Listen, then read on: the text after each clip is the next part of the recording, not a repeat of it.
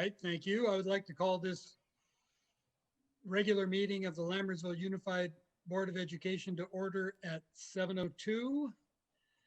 And if you would all join me for the Pledge of Allegiance. I pledge allegiance to the flag of the United States of America and to the republic for which it stands, one nation, under God, indivisible, with liberty and justice for all. Thank you. Roll call, please. Matthew Balzerini. Here. Ann Bonilla. Here. Colin Clements. Here. Sharon Lampel. Here. David Pombo. Here. Sanita Jathendra. Here. Approval and/or corrections to the agenda. There are none. Move to approve the agenda. Second. Having a first and second, student preferential vote. Aye. All in favor? Aye. Aye. Thank you. Moving on to item 4, years of service recognition. Dr. Nicholas. Yes, every year at the beginning of the year, we honor staff members throughout the district who have served our district for 5, 10, and 15 years. We weren't able to have that ceremony in our normal way, so we have put together a video presentation and montage of photos of all the folks that were able to earn this honor. Thank you.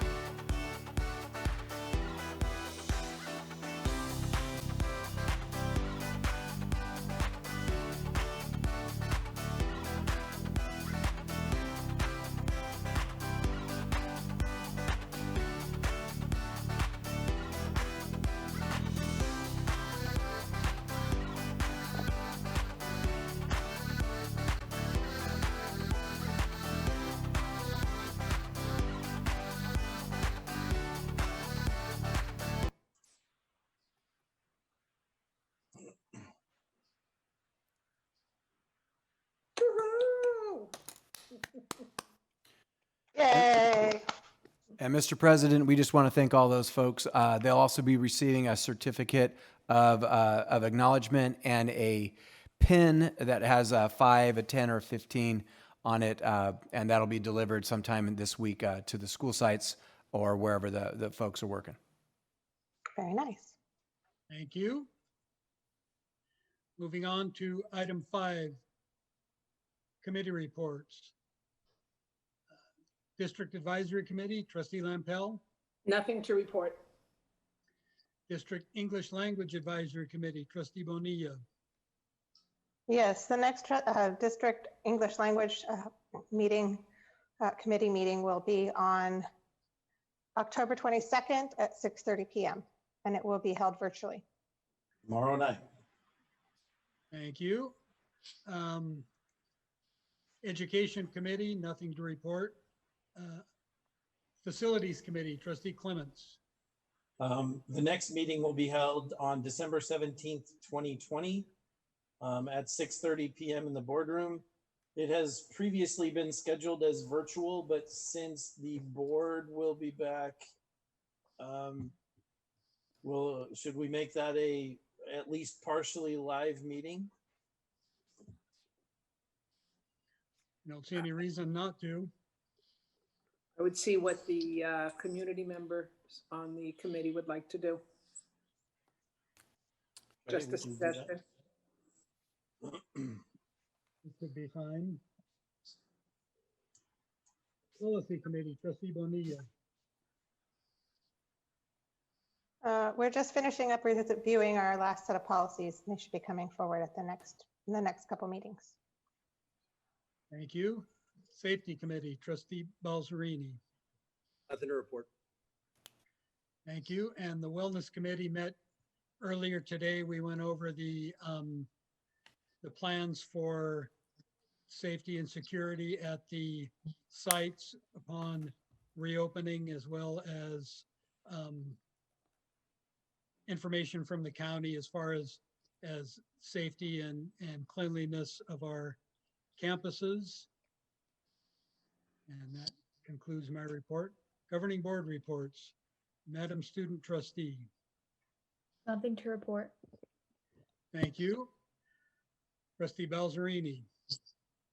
Nothing to report. Thank you. Trustee Lampel. Actually do have a report. On October 13th, I visited every school in the district in acknowledgement of National Principals Appreciation Month and California's Principal Appreciation Week. The purpose of my visit was to let the principals, vice principals, and associate principal know that they are appreciated. Like teachers, they're working through uncharted territory and they're working very hard. On Friday, October 16th, I had the pleasure of watching Altamont's Reverse Fun Run. I was going to send Noel a video to play, but I didn't get to it. This activity was a parade and dance through the town to thank the community for their donations. Families that donated $500 or more had the pleasure of a flash mob dance in the front of their house. It was fabulous. I haven't laughed that hard in a long time. Give me a second here. I'm looking at this on my phone. Yesterday, I had the pleasure of visiting Hanson School. I sat down with the principal as we logged into a lesson that third grade teacher Erica Pitney was doing with her students. First, we logged into her daily message in which she told the students what to expect for the day. Then we watched a math lesson in which she used Pear Deck amongst other technological applications. I was very impressed with how comfortable this teacher was with delivering the third grade education through the use of technology. It was obvious that the excellent training delivered by the coordinators is top-notch. Principal Pacheco couldn't sing their kudos more. So it was very interesting to see the lessons from that angle and actually go through a lesson. And it gave me a lot of confidence in the education that our students are receiving. While not ideal, it was absolutely stellar. And I sing that teacher a lot of kudos. That's my report. Thank you. Trustee Bonilla. Well, I've been reviewing policies, and today I attended the Wellness Committee meeting that was chaired by Mrs. Buzatil, and she did a fine job explaining all of the ins and outs of opening and also the results of our grant that we received. And I'm going to be at the DLAC committee meeting tomorrow with Mrs. Buzatil. And that concludes my report. Thank you. Trustee Clements. Nothing to report. Thank you. And I also have nothing to report. Receiving of public comments. Because of COVID-19 restrictions, there are no in-person public comments, but public comments may be sent to the district staff via the link on each agenda, and they will be read aloud during the meeting. Dr. Nicholas, are there any public comments to read at this time? We do have a number of public comments. However, they're associated with information and discussion item A. So I recommend that we read those in association with that presentation. Very well, thank you. Moving on to item 8, consent items for consideration. Governing board minutes of the regular meeting, October 7th, 2020. Contracts under $50,000. Ratification of budget revisions and warrant list from September 1st to September 30th. Ratification of 2020, 2021 new hires and updated fundraisers. Would any board member like to remove anything for further discussion, or do I have a motion? You're on mute. Sharon, you're on mute. Thank you. Yes, I have a question. Yes. You weren't reading my lips.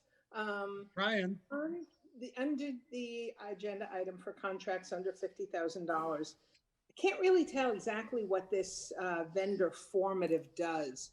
Can somebody just give us a brief explanation that's a little bit more in depth than what's on the agenda? Assistant Superintendent Sherburne is going to give you a brief overview. Thank you. Formative is a digital assessment tool, for lack of a better way of saying it. They would use it similar to what you saw with Pear Deck. However, it's more about asking the kids questions, and then the students will input their responses right then and there. The teacher can see the answers and results live right then and there. They can adjust their instruction, and then they can move on. They can ask another question really quickly in class. The students, again, put in their answers right away. And so it's interactive throughout the lesson. It can also be used for creating a more traditional summative assessment that would give answers to the teacher at the end or the middle of the lesson. But essentially, that's the way the tool works. Thank you. That helps. Mm-hmm. further questions or comments by the board? Do I have a motion? I'll move to accept consent items, to approve consent items as presented. Second. And Colin got it by a hair. Having a first and second, student preferential vote, Aye. all in favor? Aye. Aye. Motion carries. Item Wait, 9, wait. Oh. Wait. you are correct. With Trustee So Lampel, would you like to do the honors? I certainly would. So we would like to welcome Amelia Dominguez, a special ed teacher, to our Lammersville family. Welcome. Welcome.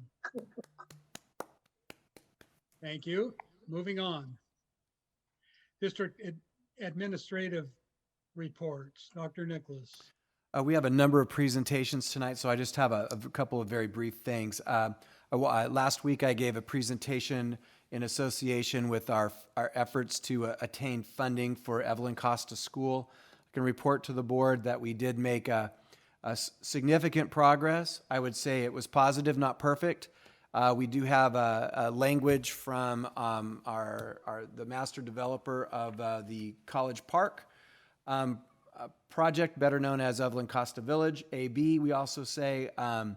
And so now the very last complicated part, which is to make sure that all of the words that are put on there are agreed by both parties, that there's no complications behind the scenes. So we are in the process of finishing that. But I can say that what I was hoping to be able to say, which is we made progress. Again, not positive, not perfect, and I hope not to have to come back and give a negative report, but at present, it's moving in the right direction. And then the only other thing for my report is a very good news from the state of California. The state construction bond associated to Proposition 51, the governor is moving forward a significant bond purchase or bond sale, and the money associated with our state matching funds for the Hanson Elementary School project to the tune of just under $14,500,000 will be coming to our district, which is long overdue. It's a complicated process, but the good news is we're going to get money that we wish we'd have received 2 years ago. So that is my report. Thank you. Item B, enrollment report. Yes, our enrollment presently is 6,421. Thank you. Item C, quarterly report on Williams uniform complaints from July 16th, 2020 to October 15th, 2020. There were none. Thank you. Item D, district maintenance and operations report. Good evening, Board President Pombo, trustees, Dr. Nicholas. Welcome, Associate Superintendent Harrison. Thank you. I will be giving the report for James LeGrand this evening. The custodial staff is working on daily cleaning and sanitization of the schools, stocking PPE supplies. The operations staff is working on the delivery of the spray bottles and disinfectant towels to every single classroom. K sites are finished. The high school will be done by Friday. The maintenance staff is working on work orders.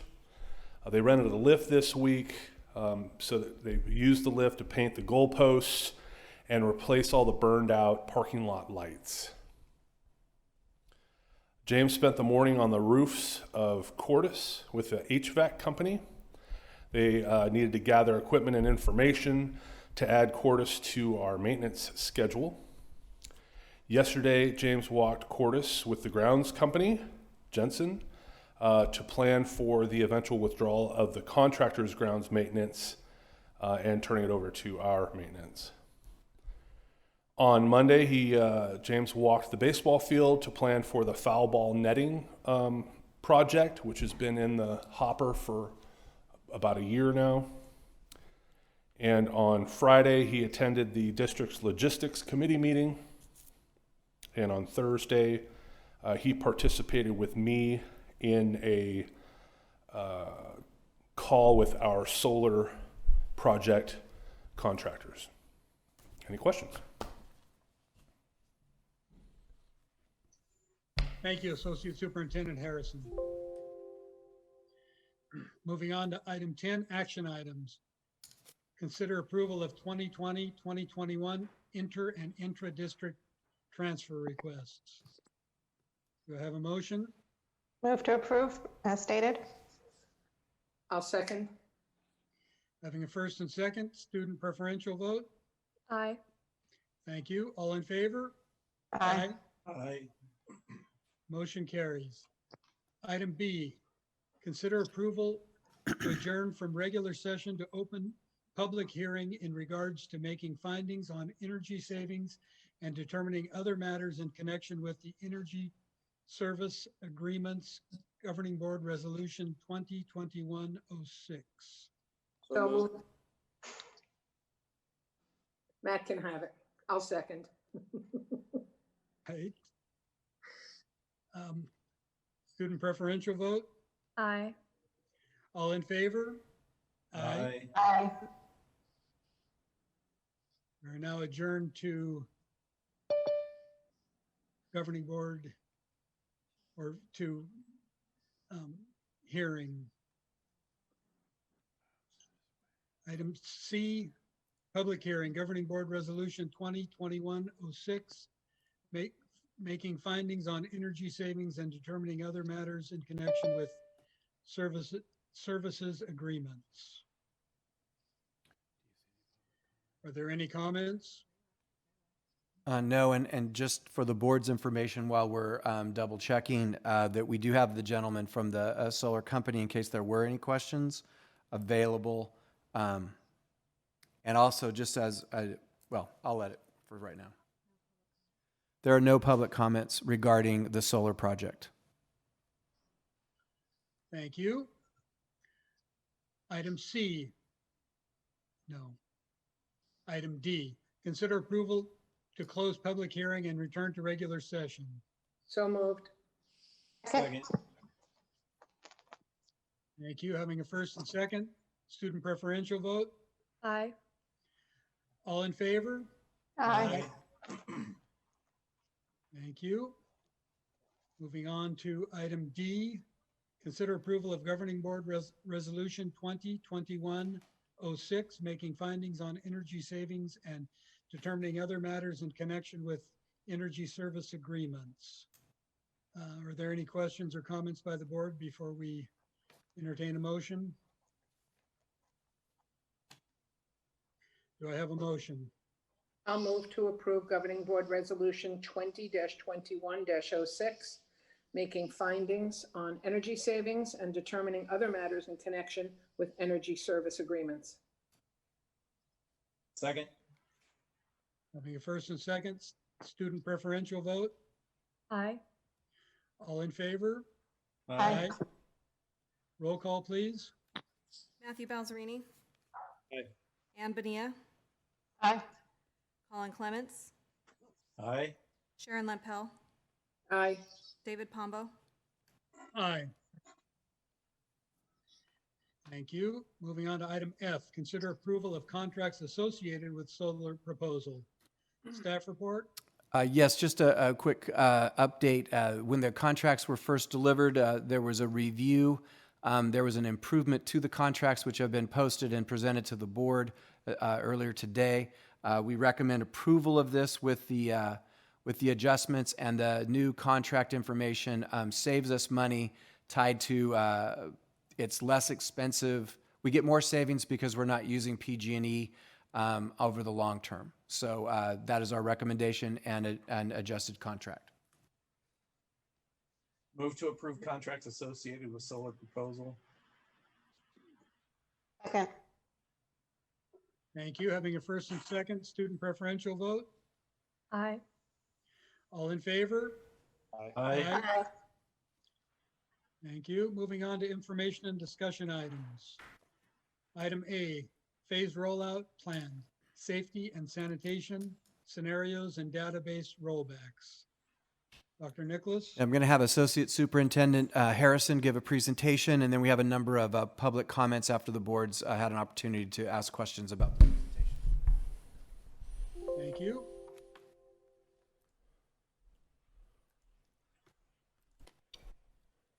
Good evening, Board President Pombo, trustees, Dr. Nicholas. Thank you for having me tonight.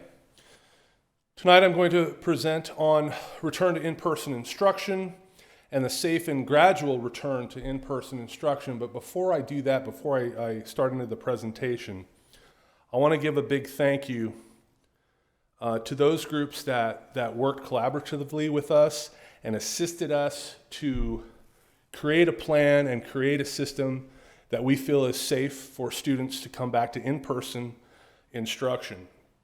First, I want to thank representatives from the County Department of Public Health, specifically Dr. Maggie Park, who our superintendent has communicated with repeatedly this week and often. I'd like to thank the administrative staff in our school district, the principals, the vice principals, and associate principal. LTA, CSEA, working with us and collaborating with us and creating plans that help our students and our teachers. The Safety Committee, Logistics Committee, the Curriculum and Instruction Committee, the PPE Committee, the Wellness Committee, and there's more. And I just want to thank all of them for their input, the questions that they ask, the hard questions that they ask, that really gives us focus and a direction when it comes to returning to in-person instruction. Two other groups that we really want to thank, and that's Nutrition Services. Nutrition Services has gone over and above, and they've worked very hard to make sure all of our kids in our community get fed. They've worked very hard, and they've done a great job.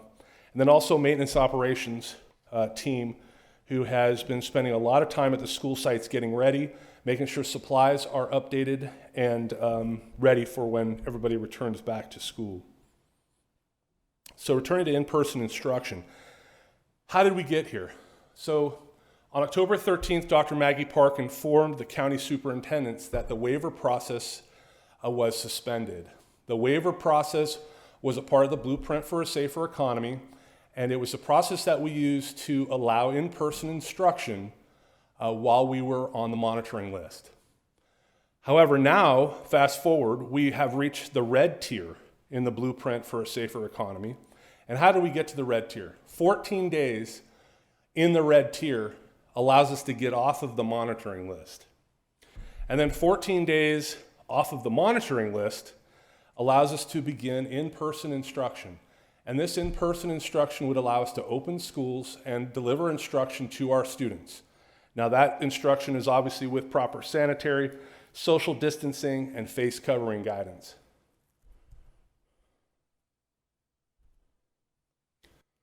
So the tier assignments are, and this is a review, Tier 1 is purple, and that's widespread, and that's the highest risk category.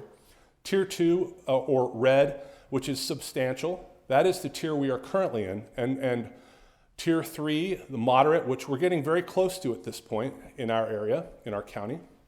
And then Tier 4, yellow, which is minimal. The COVID case rate positivity rates continue to fall in our county, and as you'll see in a moment,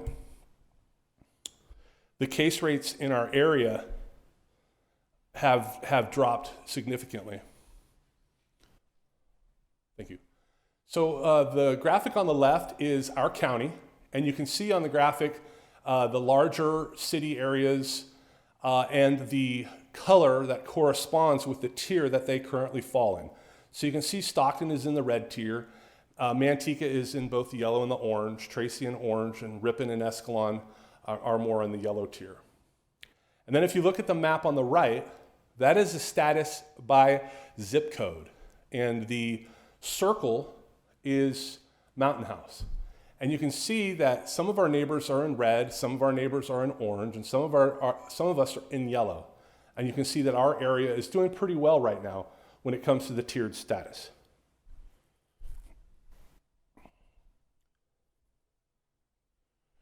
This is a pie chart of the tier status by region. You'll note the chart on the left. The big blue of that chart is Stockton. They are by far the largest grouping of COVID cases. The pie chart on the right is organized by zip code. And that chart has all the zip codes in the county with the exception of those that don't have enough cases to qualify. So our area, we don't qualify, so we're not on the pie chart. So what are our key areas of concern? Protective equipment is key. Enhanced hygiene practices, preparing staff, paths of travel, daily screening, minimization of risk, and considerations for our families that have their kids going to our schools. So a few board meetings ago, we talked about hybrid models. We presented a number of hybrid models that would be a less risky way of bringing schools back or bringing students back to school.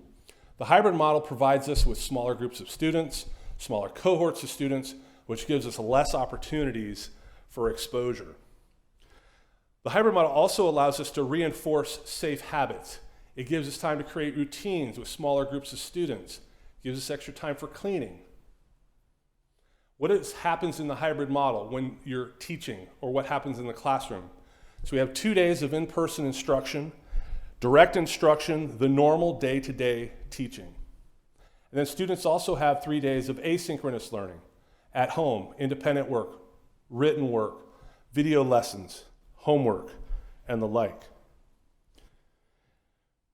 Now, as we develop plans for the hybrid model and move into the hybrid model, this was all done with consultation with Dr. Maggie Park, who is with CDPH.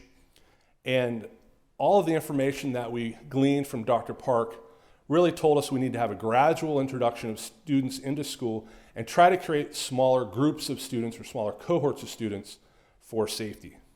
So this next slide is a sample day. So the A day, your teacher may work from 8 to 12:30, normal day-to-day instruction in person with half the students in class in an A group. On the B day, you have the B group. Same, normal day-to-day instruction. Teacher gets a duty-free lunch, and then in the afternoon, after they've had their lunch, the afternoon activities include elective time, where they could have electives such as ASB, journalism, etc., intervention time, prep time, and communications with parents and students. And then Friday remains that asynchronous day where students learn asynchronously and teachers can provide intervention, prep, communication with families, collaboration, and then site meetings. And then that Friday is an extra cleaning day for our staff.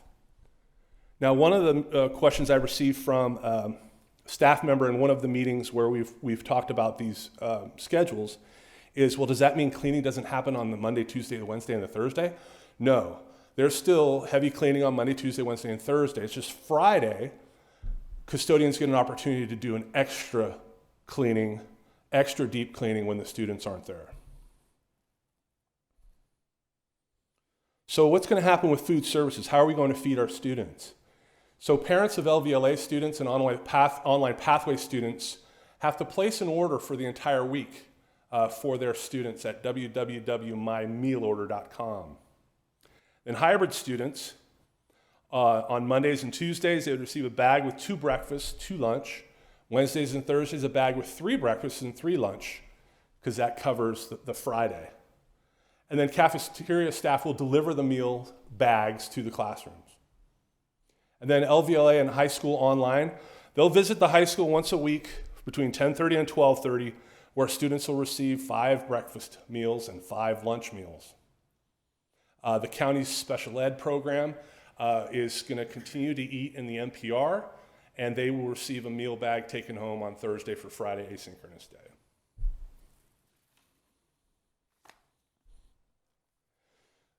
So moving forward, we need to talk about protective equipment. Protective equipment protects ourselves and it protects others. So we need to teach and reinforce face covering. Staff need to wear a face covering or a face shield when appropriate. But a face shield doesn't replace a face covering. The face shield is appropriate for like our SLPs when they need to work with our students and students need to see the motions that the mouth makes when creating letters and words. And then the recommendations, and you'll hear this more than once in this presentation, are for grades 3 to high school to wear a face covering unless medically exempted.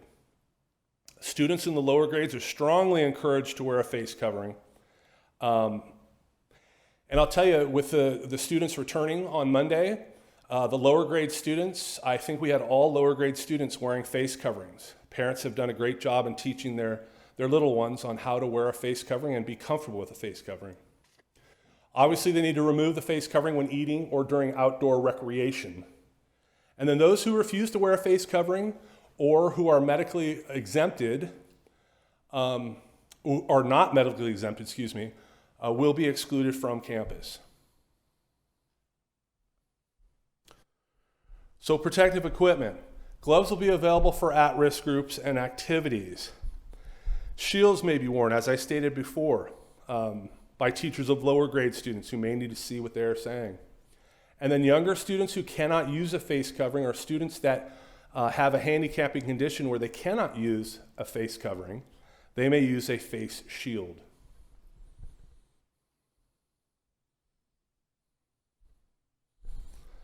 So when do we not wear a face covering? During meals, if there's difficulty breathing. Those who cannot or functioning cannot remove the face covering. During vigorous outdoor activity. And we still need to remind everybody, and you're going to hear this multiple times, we still need to maintain social distancing of 6 feet.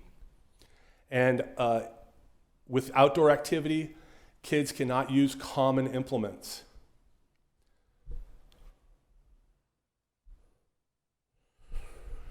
So our enhanced hygiene is encouraging regular washing and hand sanitization for students and staff. We want the staff to set the example and establish routines for our kids so they understand the importance of washing their hands or sanitizing their hands when a sink or soap is not available. Materials and equipment in the classroom. We need to keep children's belongings separated, manage supplies, minimize sharing, and have cohort groups of supplies. If I'm an A group student in desk 1, all my supplies go with cohort A group student on desk 1. And obviously we keep extra masks on hand for kids that may have forgotten a mask or kids who may have dirtied their mask. And then we're going to encourage everyone to use refillable bottles or hydro flasks so that nobody is drinking directly from the fountain.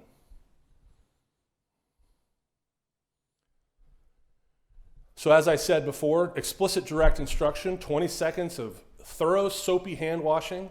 Hand sanitizer when hand washing is not tenable is necessary. Sneezing and coughing, we've worked on this protocol with kids. Younger students may need an additional face covering or hands-on help. That's why we're providing gloves to help protect teacher contact. And then we also are providing gloves for computer labs and the sciences and the like when the time comes for those activities. So I wanted to provide some pictures of what this may look like. At the top is one of the signs for the water fountain at one of the school sites. You can't drink directly from the fountain. We may be closing certain water fountains and turning them off so that we have control of the water fountains that are used by the kids and filling their water flasks. On the right, you'll see a cart. That's our portable sanitization station that is going out to the K-8 sites. They may post that outside of the restroom or out on the blacktop or whatever and whenever is necessary. And then the picture on the left, could you go back one more time, is standard fare for cleaning products in each classroom. You'll see a gallon container of hand sanitizer. It's got the room number on it, a white barrel of hand wipes, a squirt bottle with spray, and an extra roll of paper towels. Now the spray bottle and paper towels is totally optional for teachers that want to do an extra wipe down of tabletops or sinks or whatnot in their classroom. We had students come back on campus Monday. This was a sign I thought was really cool, that Cuesta welcoming back kids to campus. And you'll notice there's a nice welcome back with balloons and streamers. And then on the right side, there are the signs and reminders of here's what we're going to do. We're going to social distance. If you have any symptoms, you need to report immediately, and the like. The pictures on the right are from Wickland, and you'll see the big blue arrows on the ground. Those are directional arrows of the paths of travel. And then big signs on the fence to remind not only parents but kids to keep social distancing, the signs of COVID, what they need to look for. If they don't feel well, they need to report it to their parent or an adult. And then once again, the 6-foot spacing. So in preparing staff to return, we need to inform and train and ensure safe practices. So each school site has or will have a meeting with their teachers to talk about safety practices at their individual school site. And that involves social distancing. And when you need to have a group meeting or you cannot social distance as adults and teachers on campus, go virtual, wear a face covering. And then we need to support staff that are at high risk. And that may involve a conversation with HR and going through the interactive process. Each school site should have a single point of contact for contact tracing and question and answer. And that individual will work closely with our student services director, Irene Busatil. We want to encourage all adults on campus, all staff, to get a flu shot. Then we're also going to ask staff to do a self-assessment before they come into work every day. And I'll have a graphic of that at a later slide. So the other part of staff return is we've provided a child day camp for our teachers who lost some of their day services for their children. And we provided some day services through a day camp. At the last count, we had about 46 students across our district taking advantage of this. And I want to thank our aides and our noon duty supervisors who have been very flexible and have been working with these students and with our parents' kids so that the parents can deliver the best instruction possible for our students. As we have more staff return to campus, I believe there's going to be more demand potentially for this child day camp. And we're going to continue to provide this during the transition to hybrid as long as we can. And then we've also communicated with our options in town, that's CDI, who is now Catalyst, they changed their name again, and Montessori. And we are in communication with them to provide services for our teachers, and perhaps a discounted rate for our teachers has been the most recent discussion. So one of the other safety factors is paths of travel. You saw the blue arrows earlier at school sites. All the school sites have blue arrows pointing in directions of travel so that we can minimize contact, and cohort entrances and exits and pickups will be separated by cohort. And as we can, we'll stagger times of release of students so that we can have smaller groups out at the parking lot getting in the car and going home, smaller groups going out to recess, etc. You notice the signage. We want signage everywhere so that people can be reminded of the paths of travel, where to stand in line, maintenance of distance, 6 feet, wear a face covering. I think that's the 4th time I've mentioned face covering. I think I do it 2 or 3 more times. And then you want to avoid physical contact. This is an example of please stand here. So if we have students in a line, perhaps to get into class, you can see that they are socially distanced. They know where to stand. They know exactly where 6 feet is. The next picture is a sample of, hey, wash your hands, and here's how to do it in the restroom. Or if you're not feeling well, this might be a sign for an older student or a parent. Hey, if you have fever, cough, shortness of breath, feeling unwell, a fever of 100.4 or more, don't come to school, stay home. And then here's some signs from the high school. You can tell by the colors and the Mustang. Same idea, where to stand, keep your distance, office limitations, 3 people at a time, etc. So what does our classroom setup look like? This is an upper grades classroom where we have social distancing, 6 feet apart. And remember that they're going to have an A-B schedule. So you're going to have approximately half the students in a class at a given time. This classroom is an example of a lower grades classroom, and you might be thinking, well, the desks are right next to each other. Well, on an A-B schedule, the A student would be in one desk in one day, and the B student would be in the other desk in the other day. And when all A students are there, they're over 6 feet apart, and they have partitions. Now, we did buy partitions for all of our lower grades classrooms, TK to 2, in an overabundance of caution, because at the time and currently, it is highly recommended that students in TK through 2 wear a face covering, but we weren't sure how many students would learn to use a face covering, and we're pleasantly surprised that almost all students on our campuses are wearing a face covering, regardless of the age range. So the parents have done a great job of training their kids and getting them ready for this.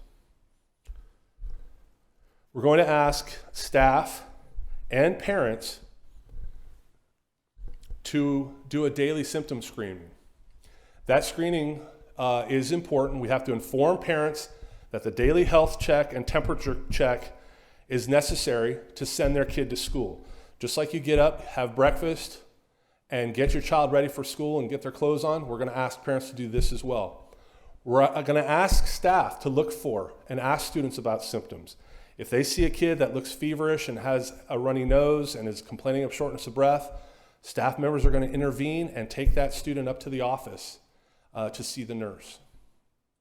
Now, if we have positive symptoms, we're going to isolate and communicate.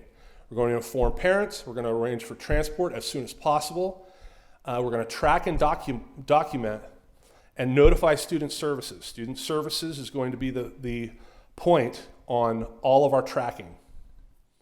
And then we want to disinfect those exposed areas, recommend testing of the child if they are displaying symptoms of COVID. And then we'll obviously continue to monitor our mental health of our students. These times are challenging. We need to help our kids not only physically not only getting back into the classroom, but we need to help them with their mental health. This slide is the flow chart that we're using, our nurses are using from the California School Nurses Organization. And this is basically a screening. It's a flow chart of symptoms. It's an if-then. If you see this, do this. If you see this, do this. And that's a document that they will be using. The document on the right is the daily health screener that we're asking staff and parents to use before they either come to work or send their children to work.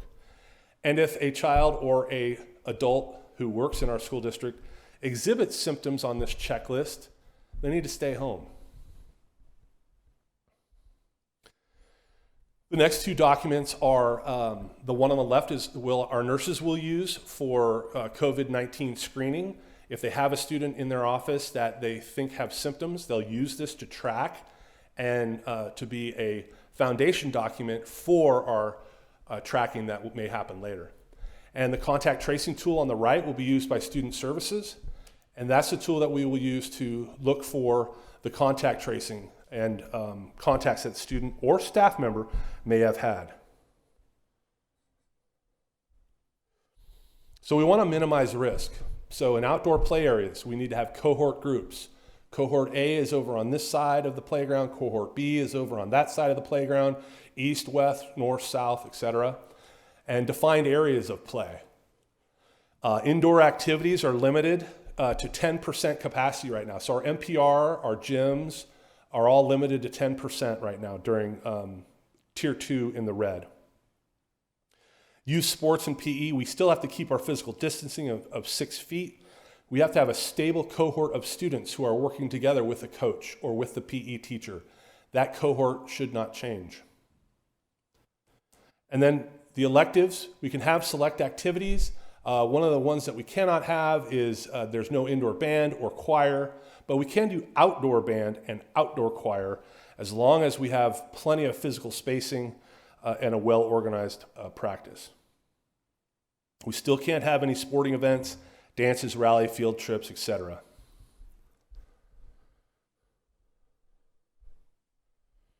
So considerations for family. We are guiding our sites to have plenty of site communications to parents and to staff. We want them to over-communicate as much as possible so that parents understand what safety practices we're using as a school site and as a district. Every single school site has a parent meeting that involves the safety practices and a Q&A for parents as they return to school. So the TKK parent meetings will occur next week, early next week. And the following grade levels, 1 and 2, will occur the week prior to that grade level coming back. And then we'll have parent meetings for these small groups as we roll students back into school. That allows the parents to have a smaller group, and they have opportunity to ask questions when you have that small group. They're going to go over procedures, safety practices, and how they're going to communicate with the parents. They're going to provide information and resources. Then they're going to ask parents and anyone else to have limited visitations to the school site. We do not want a lot of different people on the school site. We want to keep our cohort small, and we don't want visitors. And then we're asking for patience and understanding by everybody. Nobody's gone through this before. This is the first time for all of us, and we need to be patient, and we need to be understanding when people ask questions that they may not understand. And we need to answer their questions as completely as possible, and if we can't, we need to find somebody who can. So what happens if you have a suspected positive case? We're going to close an area used by anyone who may have had COVID-19. We're going to isolate the individual, as we said previously, with symptoms, disinfect the areas used by the individual, may move the class to distance learning if the positive test occurred, and then we're going to communicate with staff and families. We have a form letter provided by CDPH that we will be sending out to staff and families if we have a positive COVID-19 case. If we need to move the classroom to do a deeper cleaning, we can move the class to another area, and then obviously deep cleaning would ensue. Contact tracing. As I said previously, student services will lead the contact tracing with a designated contact at each school site. So they will work as a team to work on suspected positive cases. We will track an individual's movement. We will isolate contacts. Contact is defined as within 6 feet of an individual for 15 minutes total over a 24-hour period. Now, one thing that I should point out is as soon as a student or staff member exhibits symptoms and the nurse indicates that they have exhibited symptoms, student services is going to start contact tracing right then before there's a positive test, because we want to get ahead of it as fast as we can. So if we have a positive COVID-19 case, we notify the County Department of Public Health. We notify those who have been in contact to quarantine and get tested. And then we move the affected classroom, as I said previously, to distance learning. Positive cases. If you have contact, or we have a student or a student or staff member who has contact with an affirmed positive COVID-19 person, they need to quarantine for 14 days. Now remember, contact means within 6 feet for 15 minutes in a 24-hour period, right? So we're going to ask that they get tested, but this part might be a little strange, but we preferably want them to get tested after 5 to 7 days so that there is the opportunity for the virus to present itself. And CDPH has told us that 5 to 7 days is about the time that we need for them to get tested. Now, if there's a negative test, they may still return, but it's still 14 days quarantine. Positive COVID-19 case, we continue to quarantine. At 10 days post-positive test and 3 days without positive symptoms, without medication, may return to school or work. So how do we stay here? Schools are permitted to open in the red tier, as I stated previously. What happens if the county returns to the purple tier or the worst tier? Well, if that happens and we've started the process of bringing students back to school, we may continue. Because as I showed you previously, and I'll show you again, if there's an outbreak in the North County or the East County, it may not affect us. So CDPH may give us the green light to continue. So the process of opening can continue. Schools that have not begun opening may not. So if we have done no opening and we move into the purple tier, we must wait 2 weeks of red or tier 2 before we can begin the process of opening schools. Case rate increases may occur in other areas of the county, not affecting us. If that occurs, we can always use the map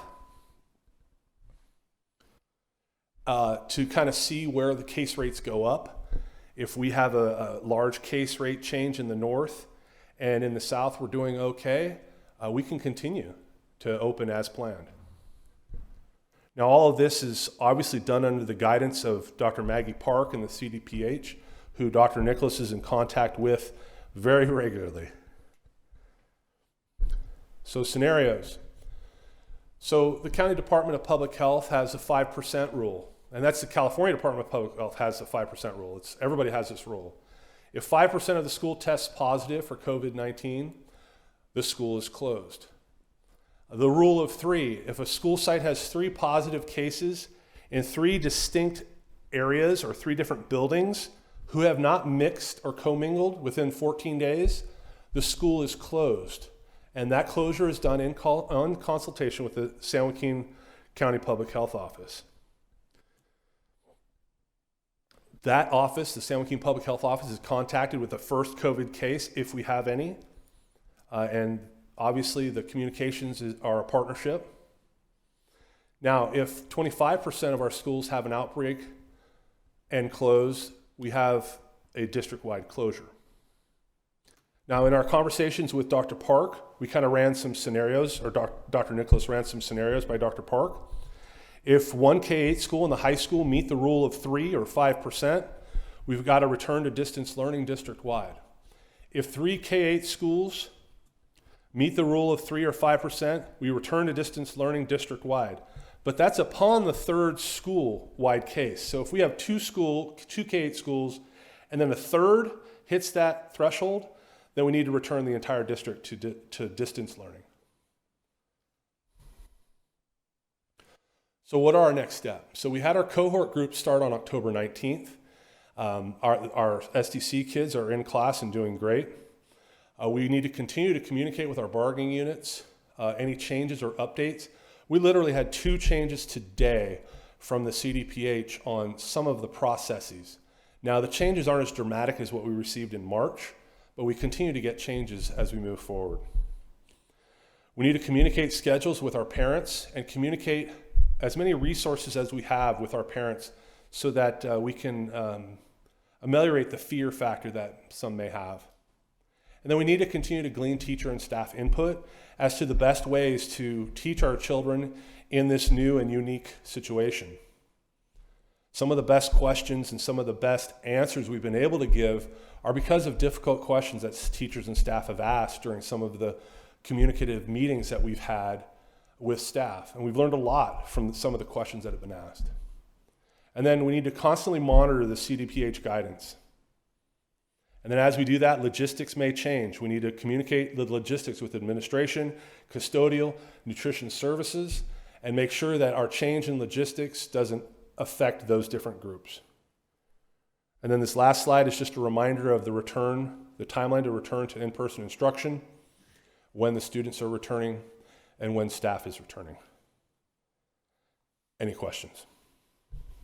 Yes, can we go back to the slide with the map? Looks like number 34. 34. If I'm reading this map correctly, and please correct me if I'm wrong, we are, as a zip code, our zip code is in the least restrictive color code in the state. Is that correct? Yes, it's the minimal level.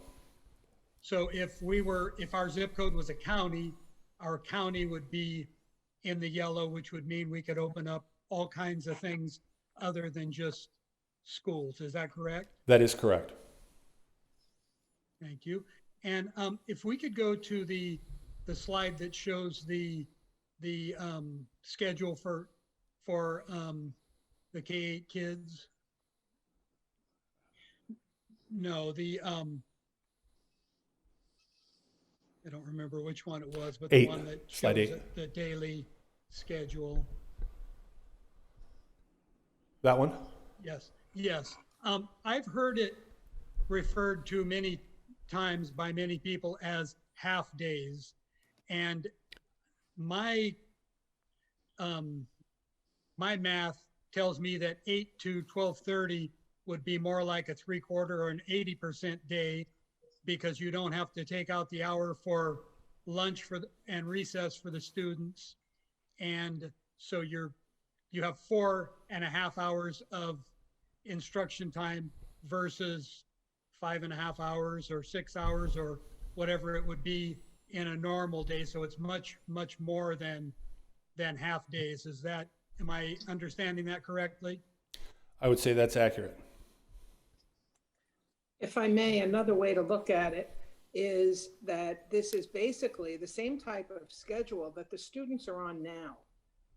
They are doing synchronous work with their teachers in the morning and the asynchronous in the afternoon. So what we have done is we've taken the current schedule and given students live, face-to-face, in person with the teacher 2 days a week during that schedule.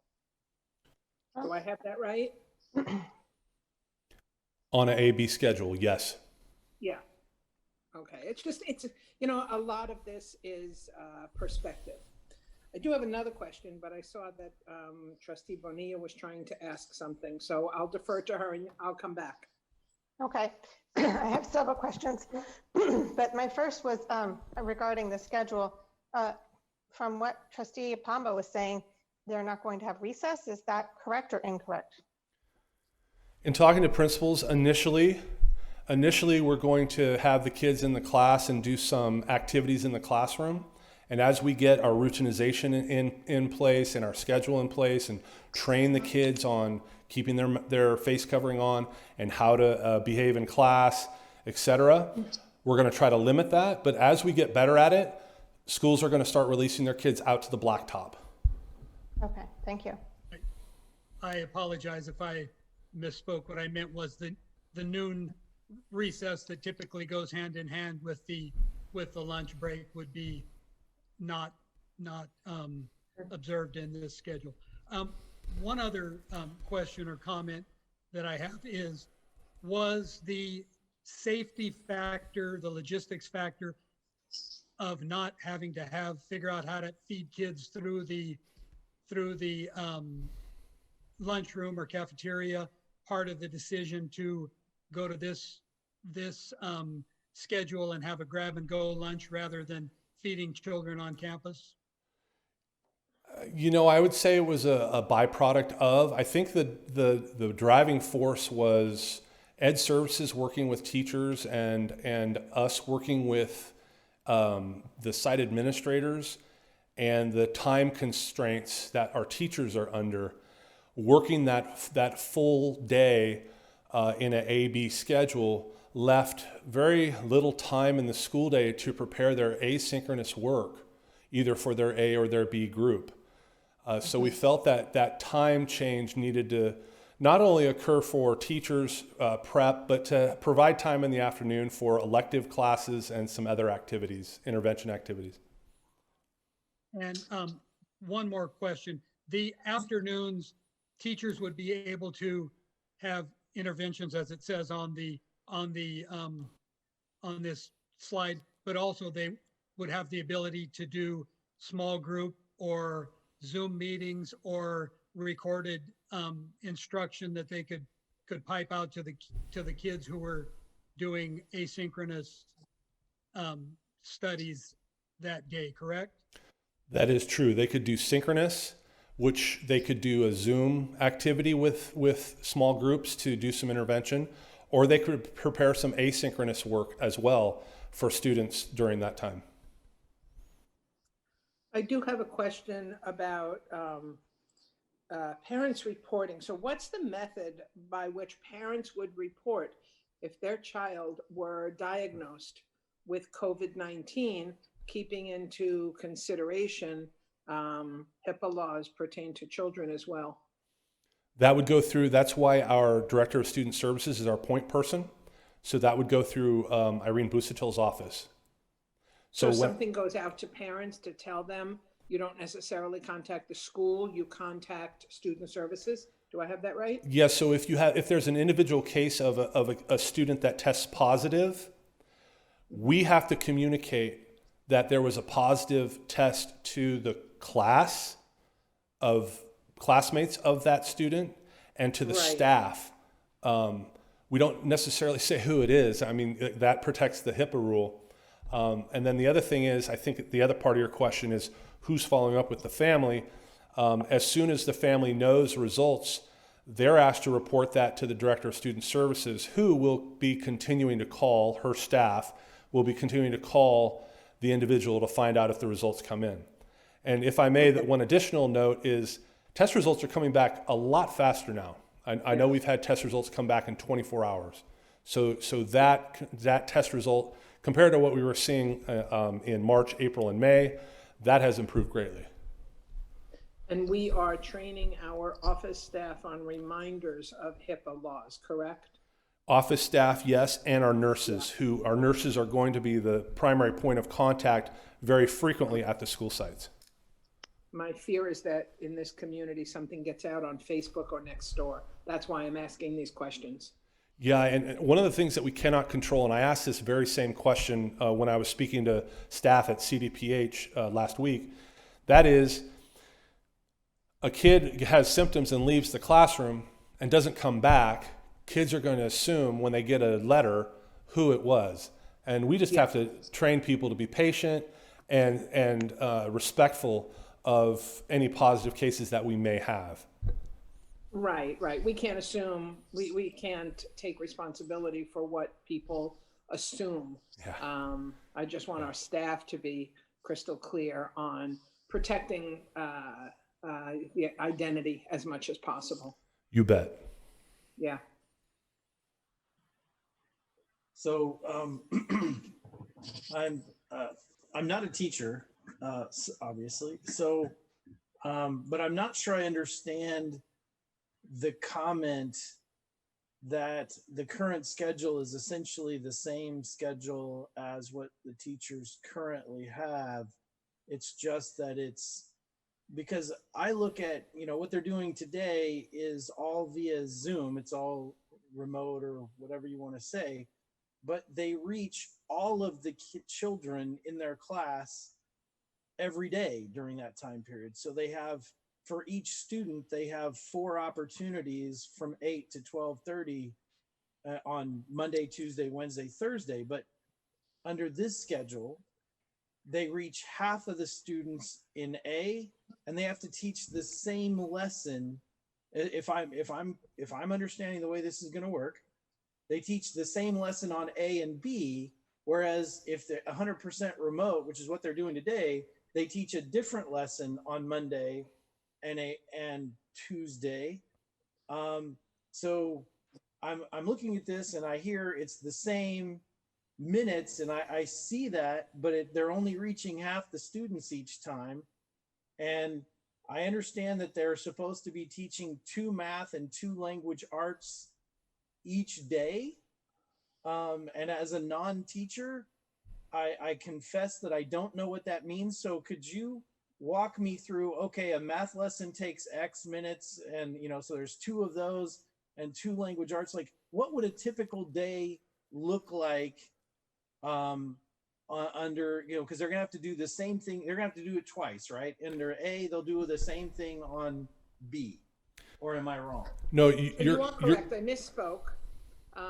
They are not getting the live 2 days a week that they are currently getting, but what they're currently getting is distance, not face-to-face with the teacher. So I did misspeak. It's not exactly the same schedule. So thank you.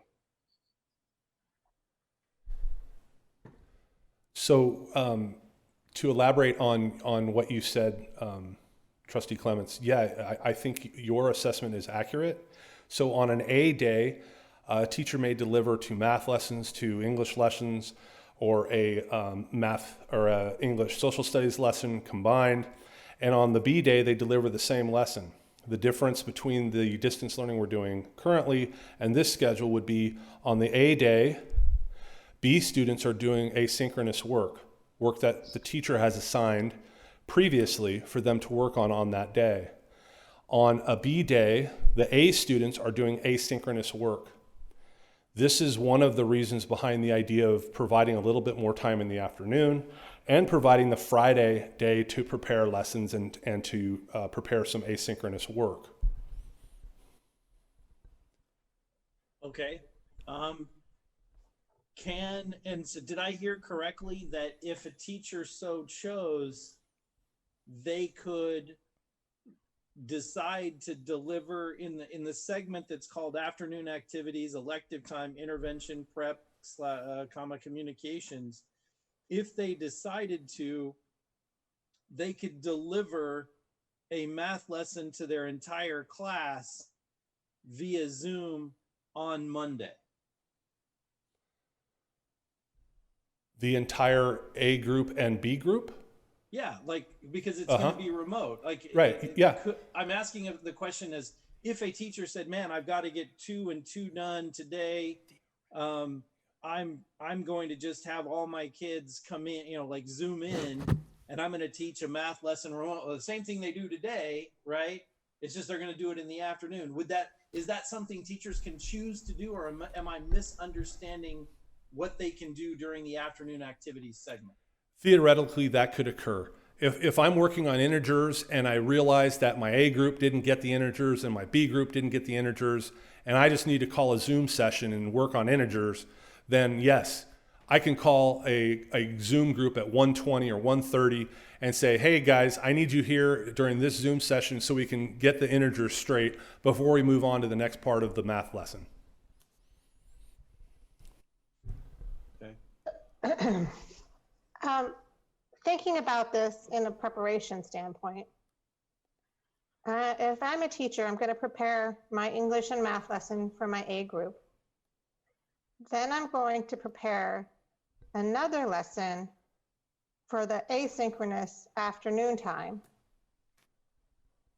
And So I feel like for some reason, it seems to me like I'm almost preparing like for 3 days of teaching per day, because I've got my synchronous, my asynchronous, and then I've got my kids who are at home who are watching via Zoom, I'm assuming. Like if you don't come to school, like everyone has to come to school is what I'm understanding. So if a child doesn't want to wear a face mask, how do they get their instruction? Are they like streaming into the classroom? We are not going to have live streaming into the classroom. Okay. But yeah, your assessment of the preparation and the lessons needed to prepare, I think your assessment is right on. Okay. So just So let me see if I understand this. I don't think we're just asking people to do 3 lessons in one day. Trustee Clements, his characterization was they're repeating the same thing over a 2-day period. So they have to prepare for their synchronous students, and they have to have activities asynchronously for their asynchronous students. And so the A group gets 1, and the next day the opposite happens. So over a 2-day period, it's really 1 lesson split up between 2 groups. However, there are multiple parts to that, and I think that's where you're accurate, Trustee Bonilla, in that there's 3 parts to it. So say it's Sunday night and I'm going to prepare for my week. I'm going to prepare my Monday in-class lesson, my Monday afternoon lesson, and then those 2 things are going to work for Tuesday. And then I've got to prepare, but I also have to prepare, so I have to prepare Monday in class, Monday afternoon, and then the asynchronous part for the people who aren't coming to school. So that sounds to me like 3 days of planning for 1 day, and then we can use it for Tuesday, but I'm still essentially planning a lot more. I'm juggling a lot more now than I would be if I was having, like, say I had the A group all day and we gave them an hour in the afternoon to do their prep, but then we'd have the lunch issue. Yes. So I don't know. If I don't have a solution. I'm just asking questions. If I could clarify just a little bit. So if we have a 6th grade teacher or a 5th grade teacher and they have a group of students they need to bring in the afternoon for intervention, in the afternoon they can bring those students in and do some Zoom live work. At that time, they can also work on electives. They can work on other content in the afternoon. They can also prep and communicate with parents that are needed to be communicated with. So I don't know that the representation of them that whole afternoon being teaching kids is accurate. I would say it would be a portion of that afternoon could be used to provide intervention, to provide an elective, et cetera.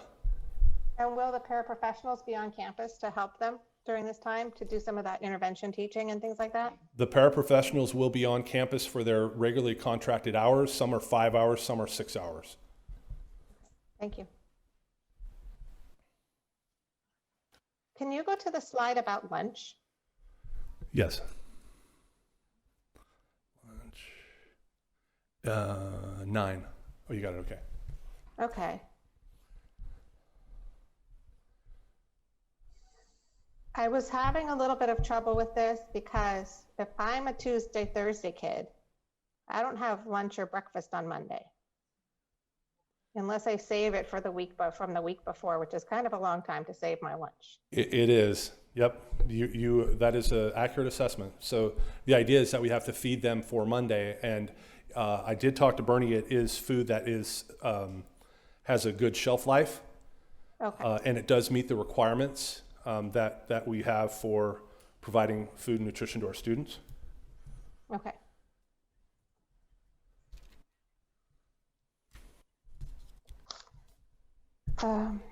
I did want to suggest that since we're recommending that our staff is getting flu shots, that perhaps we could have a mobile flu shot clinic come and offer those services in district. I know that's a little bit of an expense, but it would also, I'm sure, be appreciated by the teachers. Yeah, if I could, we had a student that did a project last year around flu shots, you may recall, and we've actually talked about that project and how great it would be to continue that project into this school year. So we will look into it. Thank you. Further questions or comments by the board on the safety and logistics plan that we're looking at? Were there, Mr. President, were there public comment on this? Yes. If the board is done, then we can go to Dr. Nicholas and he can read the public comments on this. All done and all through? Yes, sir. Thank you. Dr. Nicholas, go ahead. Thank you, Associate Superintendent Harrison. It was very well put together presentation, and it sounds like the district is definitely on top of things on the plan to have our students and teachers go back to school. Dr. Nicholas. Yes, Heather Aziz. I am extremely disappointed that you're wanting students to return 11/9/2020. What was discussed in a previous board meeting was that LUSD would be taking the tortoise and the hare approach, not rushing into a return into in-person instruction as soon as we got into red, watching to see the results from other school districts that returned to class and seeing how that played out. What happened? The hybrid plan that you all had voted on was one where the kids would return to 2 full days of class. Now we're seeing that it's even less than that, only 2 half days. The kids will have essentially 4 days without a teacher, 3 full days, 2 half days.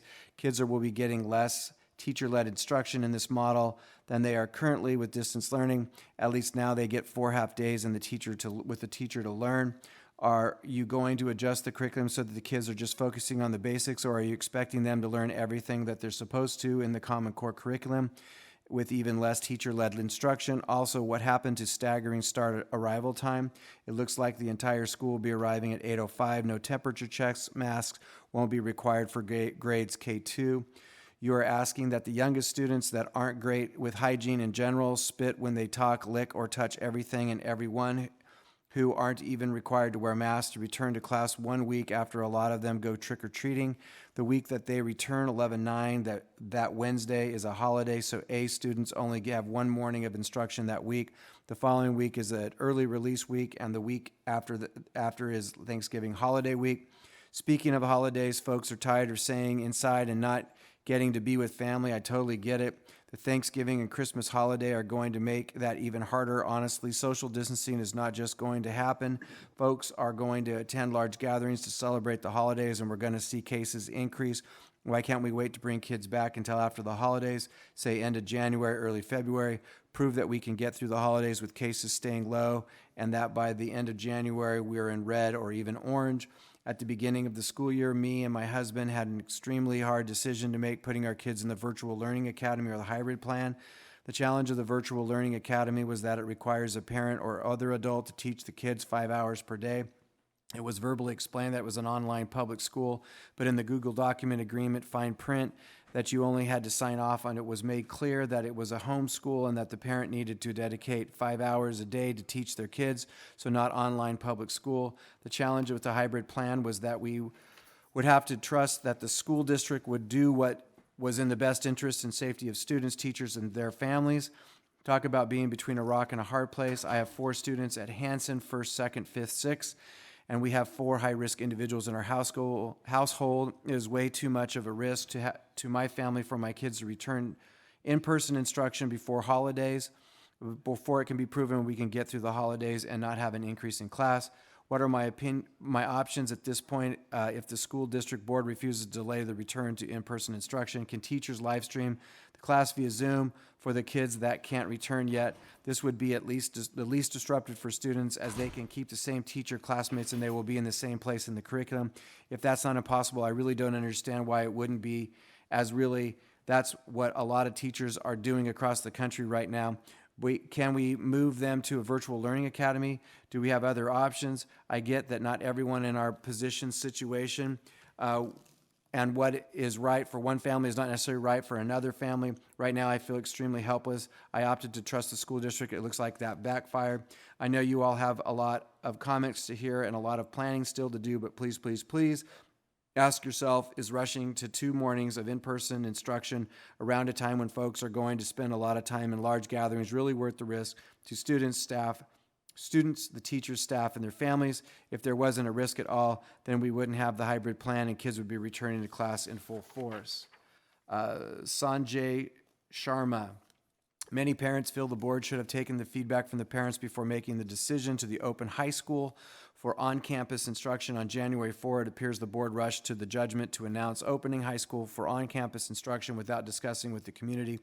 Even though county is now red color that allows districts to open schools, but we are still not out of the woods. COVID-19 cases are still very high in San Joaquin County. Almost 11% of the total 20,910 cases till March 11% are in the age group of 0 through 17, which is a very substantial percentage. COVID-19 is still out there and there won't be any vaccine possibly till March or April 2021. As school would open, so as the risk would be higher for potential positive COVID cases despite the safety protocols and reduced number of students. Many important safety measures are also not addressed by the district in conjunction with the opening of the schools, creating even more risk for the students. Besides, it would also disrupt going back and forth between live classes and distance learning if the county goes back to purple again at a later time, or if the school starts getting a lot of positive COVID-19 cases after opening the school. CDC is already predicting a bad fall and winter as both flu and COVID could have a dramatic impact. Please consider opening on-campus instruction for only science and engineering labs first for a couple of months as the test trial starting January 4th, based on the results and trends in 2 months, January and February, then for teachers and staff to test for COVID-19 before returning to school on January 4th. According to the California Department of Public Health guidance, once schools are reopened for in-person instruction, it is recommended that surveillance testing be implemented in school for staff and teachers. School districts and schools shall test staff periodically as testing capacity permits and as practicable. Examples of recommended frequency include testing all staff over 2 months, where 25% of staff are tested 2 weeks for every 2 weeks, and 50% every month to rotate testing for all staff over time. This is the California Department of Public Health guidance, and we would like the district to implement this plan and make it mandatory for teachers and staff to get COVID tests before returning to school. Once again, kindly take community feedback and ask whether community prefers opening high school on January 4 or rather wait till spring when vaccine is mostly likely be available. I'd like to thank the board for giving me this opportunity to share with you. Suganya Kale Suandaram, please continue distance learning to prevent COVID and flu threats. We are in hybrid model by default and in waiting list for LVLA. What is the next option if the waiting list is not moved until the school opens, which is on November 3rd? Nicole Spear, CDC recently updated estimated infection fatality rates for COVID. Here are the update survival rates by age group, and it says https:// www.cdc.gov/planning-scenarios-HTML. 0 to 19, 99.997%, 20 to 49, 99.98%, 50 to 69, 99.5%, 70 plus, 94.6%. There is no reason why we are all protect the elderly and immune compromised, not going back to normal. Our students are suffering from not being in school, depression, and suicides are increasing, bad home environments, poor distance learning education. Also, there are good therapeutics for those who get sick. Please send the students back to school full-time, not hybrid. Scott Pfister. I am very concerned with the plan to bring kids back to the hybrid model in a few weeks for in-person instruction. While I'm confident in the protocols set forth and know the schools are doing their best to keep things safe, I am not as confident in kids following through with the protocols. My daughter is in the 5th grade. Asking her and other kids in the class to wear a mask for 4 hours during their in-person class is absolutely not practical. It's not a good environment for learning. I also feel teachers will be too busy enforcing these protocols, spending less time on instruction. I don't feel this is talked about enough. I want my daughter back in the classroom. She wants to be back in the classroom, but I do not think we are ready at all. We are still in the middle of this pandemic and just entering the prime flu season. It seems very short-sighted that we are trying to go back now instead of waiting to see how things shake out from the winter season and how much progress is made on COVID, in particular the vaccines. Our neighbors in Tracy have also pushed back their hybrid model to January at the earliest. On the micro level, the U.S. is seeing an enormous surge in cases right now. That may not be as true in California, but it's inevitable we will see some sort of spike soon, especially as more things open up. There are also numerous examples across the country where schools reopen only to close back due to outbreaks. My friend is a teacher in Sacramento, and they went back in late September.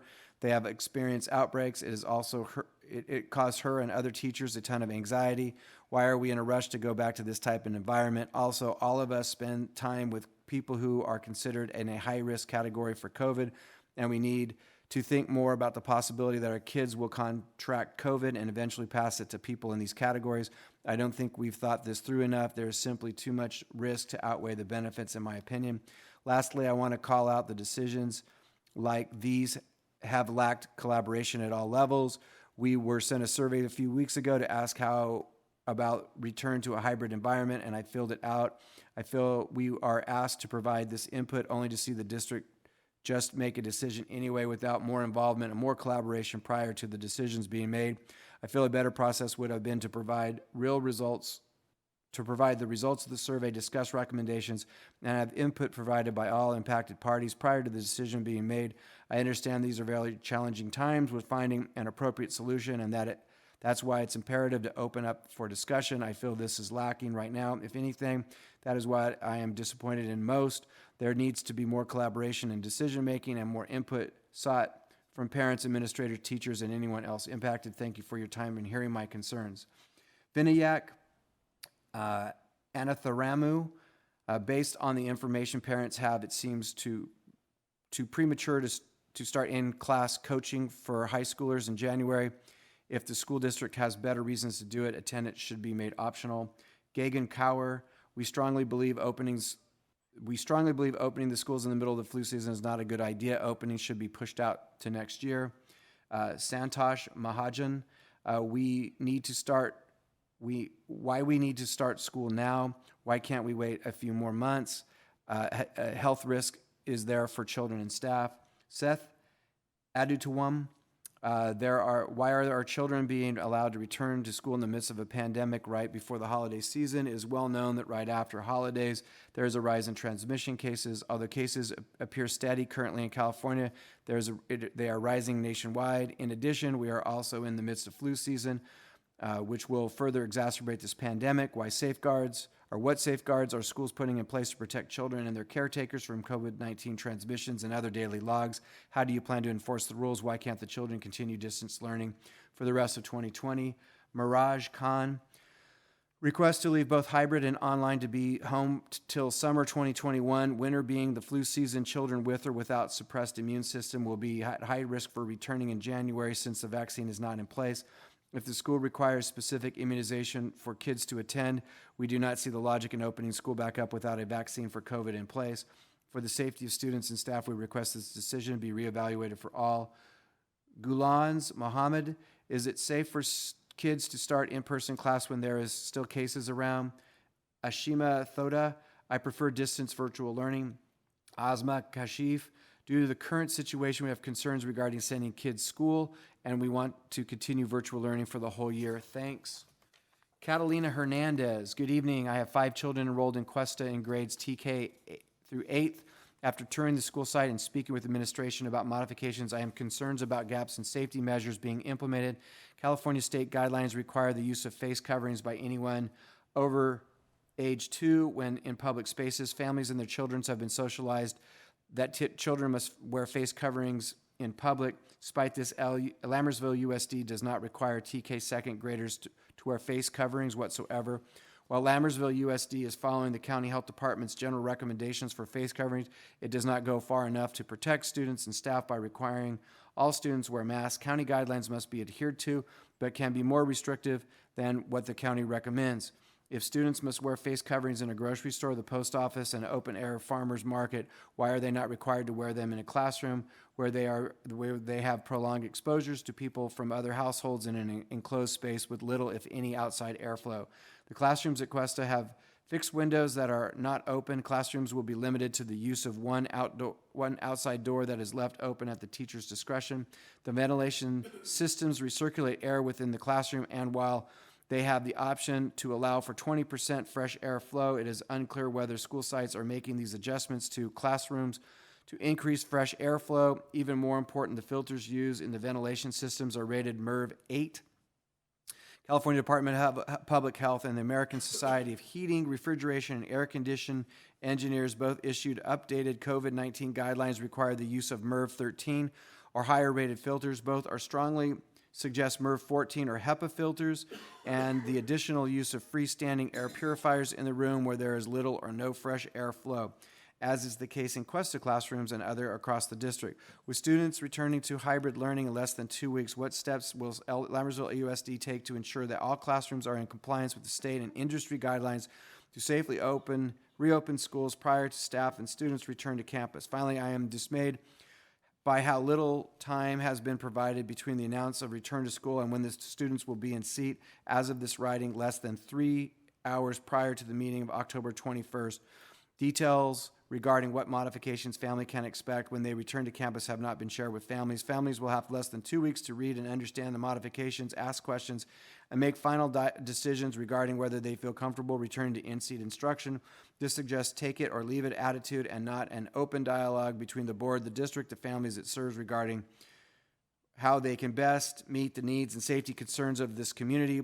For families like mine, if we did not feel comfortable sending our children to the hybrid model as it stands, now we would face the difficult decision of having to remove our children from the classes and teachers they are familiar with and transfer them to the virtual learning academy where they will have all new teachers, instructional format. This is, I am told, contingent on if there is room for them in the virtual learning academy classes, as many as already at capacity and cannot accept new students. For my TK student, this means losing programming altogether, and there's no virtual academy program for TK students. In an already stressful and tenuous year, I have to disrupt my children's lives again and enroll them to the virtual learning academy and face uncertain risk in school district with a patchwork approach to implementing health and safety guidelines. This board has a responsibility to ensure the best opportunity for success for students in this district. I encourage the board to take action and address the gaps in the COVID-19 safety protocols currently being implemented at schools. I also ask that you open channels of communication and allow more flexibility in your approach to COVID-19 response. We all want our children to return to in-seat learning and a sense of normalcy, but rushing into a poorly implemented reopening creates unnecessary risk to staff and students and will result in spikes of COVID-19 and the eventual reclosure of school. Please take responsible action to ensure our students and teachers can return to the classroom as safely as possible. Thank you for your time. Concerned parent, Srilatha Gudiri, kids are getting stressed out with online edgenuity recording. All kids need to have live classes, either they belong to hybrid or online. Covering the 6 hours of the recordings and completing the assigned work one day means a lot, and they can only schedule the test after completing the work, which is not possible all the time, and it's affecting kids' grades, which is causing more stress for kids. Caitlin Battini, I support the board's decision to begin opening on-site learning 11/3. Online learning was indeed needed for a time. It is clear that this situation is not going to vanish anytime soon. We need to ensure that our children continue to advance their education as well as their social skills despite the current hardships. The district has put in place effective protocols to help curb spread in the schools while allowing kids to start transitioning back to school. Families that fall within the parameters of high risk of COVID complications were given the option 100% online school for the year in LVLA. The one area I do think that has been lacking has been communication and transparency. From discussions with many teachers in the district as well as parents, it seems clear that no teachers or parents were included in brainstorming how these schedule changes would affect them. I think it would be a great idea going forward to create focus group sorts, including teachers and varying types of parents, a stay-at-home to working household, so that they can help the board understand the real-world struggles teachers and parents are facing and help the board to come to solutions and options that would be beneficial to a variety of families. Unfortunately, this is something that should have been done in May, allowing plenty of time for the board, teachers, and school campuses to facilitate the changes, ideas, and determine their feasibility. The hybrid schedule changing from full days to half days with little notice has created increased stress for working families.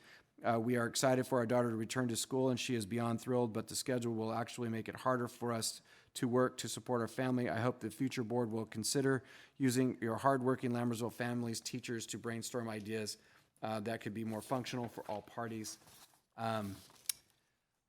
Laxman Kara Makanda, COVID cases are still high and not under control. Asking the students to come back in person classes will put them at high risk, which in turn puts the community also at risk. Currently, students got used to hybrid online classes. Changing it to in-person classes with all these risks, uncertainty will put more pressure on students. Considering the safety of the students, it's better to put a hold on in-person classes for now. Praveen Veldana, I request to consider moving the start further by at least a few weeks, considering typical flu season and peak winter.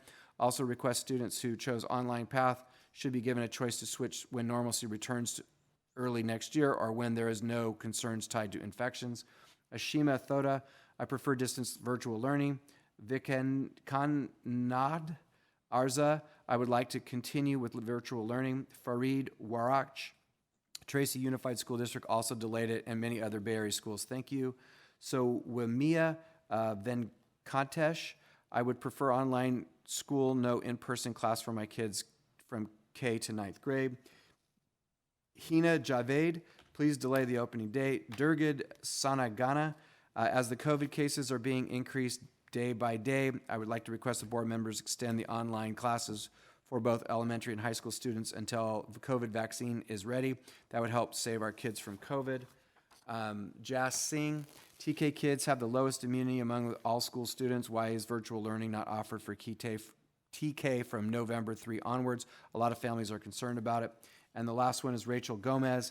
Members of the board, I would like to thank you for taking the time to hear my comments. This is in regards to children returning to school.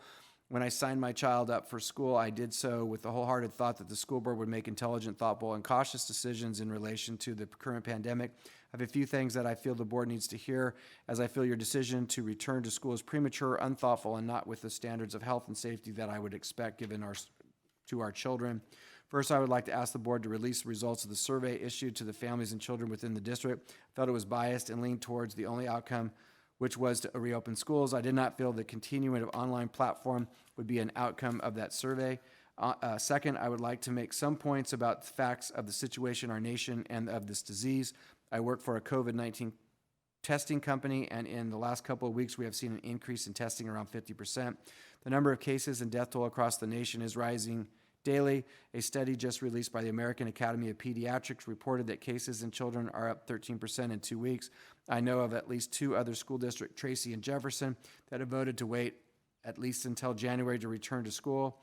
On that note, I would like to inform the board that the CDC has information listed on their website stating that they believe multiple vaccines will be available for the end of the year. These vaccines would only take a few months to distribute nationally. Also, on the subject of vaccines, why do I need to vaccinate my child for many other diseases in order to attend school, but the one that is actively killing people on a daily basis is not a required immunization? I don't believe that the school district is taking all the necessary precautions or steps to protect the children, the staff, and the families of the children and the staff. If the youngest children are not required to wear masks, what does that say? My 5-year-old is expected to wear a mask in public and does. My 3-year-old does it too, but at times takes it off. Why is it that you don't feel a 7-year-old can handle this simple task? Since the start of the school year, this has been an adjustment for everyone, but we have all adjusted and we are all used to this platform for education at this time. Why change it now? I'm sure that you will have to change it back in a short time. The responsibility being put on the parents and families to self-assess is wonderful, but it has problems that are fairly obvious. It only takes one irresponsible person, and hundreds, if not thousands, of lives will be affected. Thinking about all the families that would be involved if my child were exposed is all I need to do to know this is a terrible decision. And on the question of changing platforms, why is there a waiting list to continue with the online platform? Is that because there is an unwilling response to return to school, or because there are many parents and caregivers out there that feel the same as me, but maybe not as willing to stand up and make their voices heard? The last point I would like to make is that from Governor Gavin Newsom, who has just recently made it clear that he is being stubborn on reopening due to substantial health risks this disease poses. I urge the board to rethink of this decision and to cancel the reopening of schools until at least the end of the year.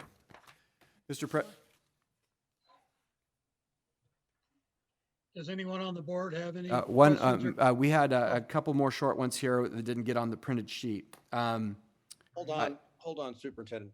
Mr. President, point of order. It's been 20 minutes on this item, and I believe that is our policy unless there's consensus to continue moving forward. I have a question for the superintendent. Did you say there are two more short ones and you'll be done?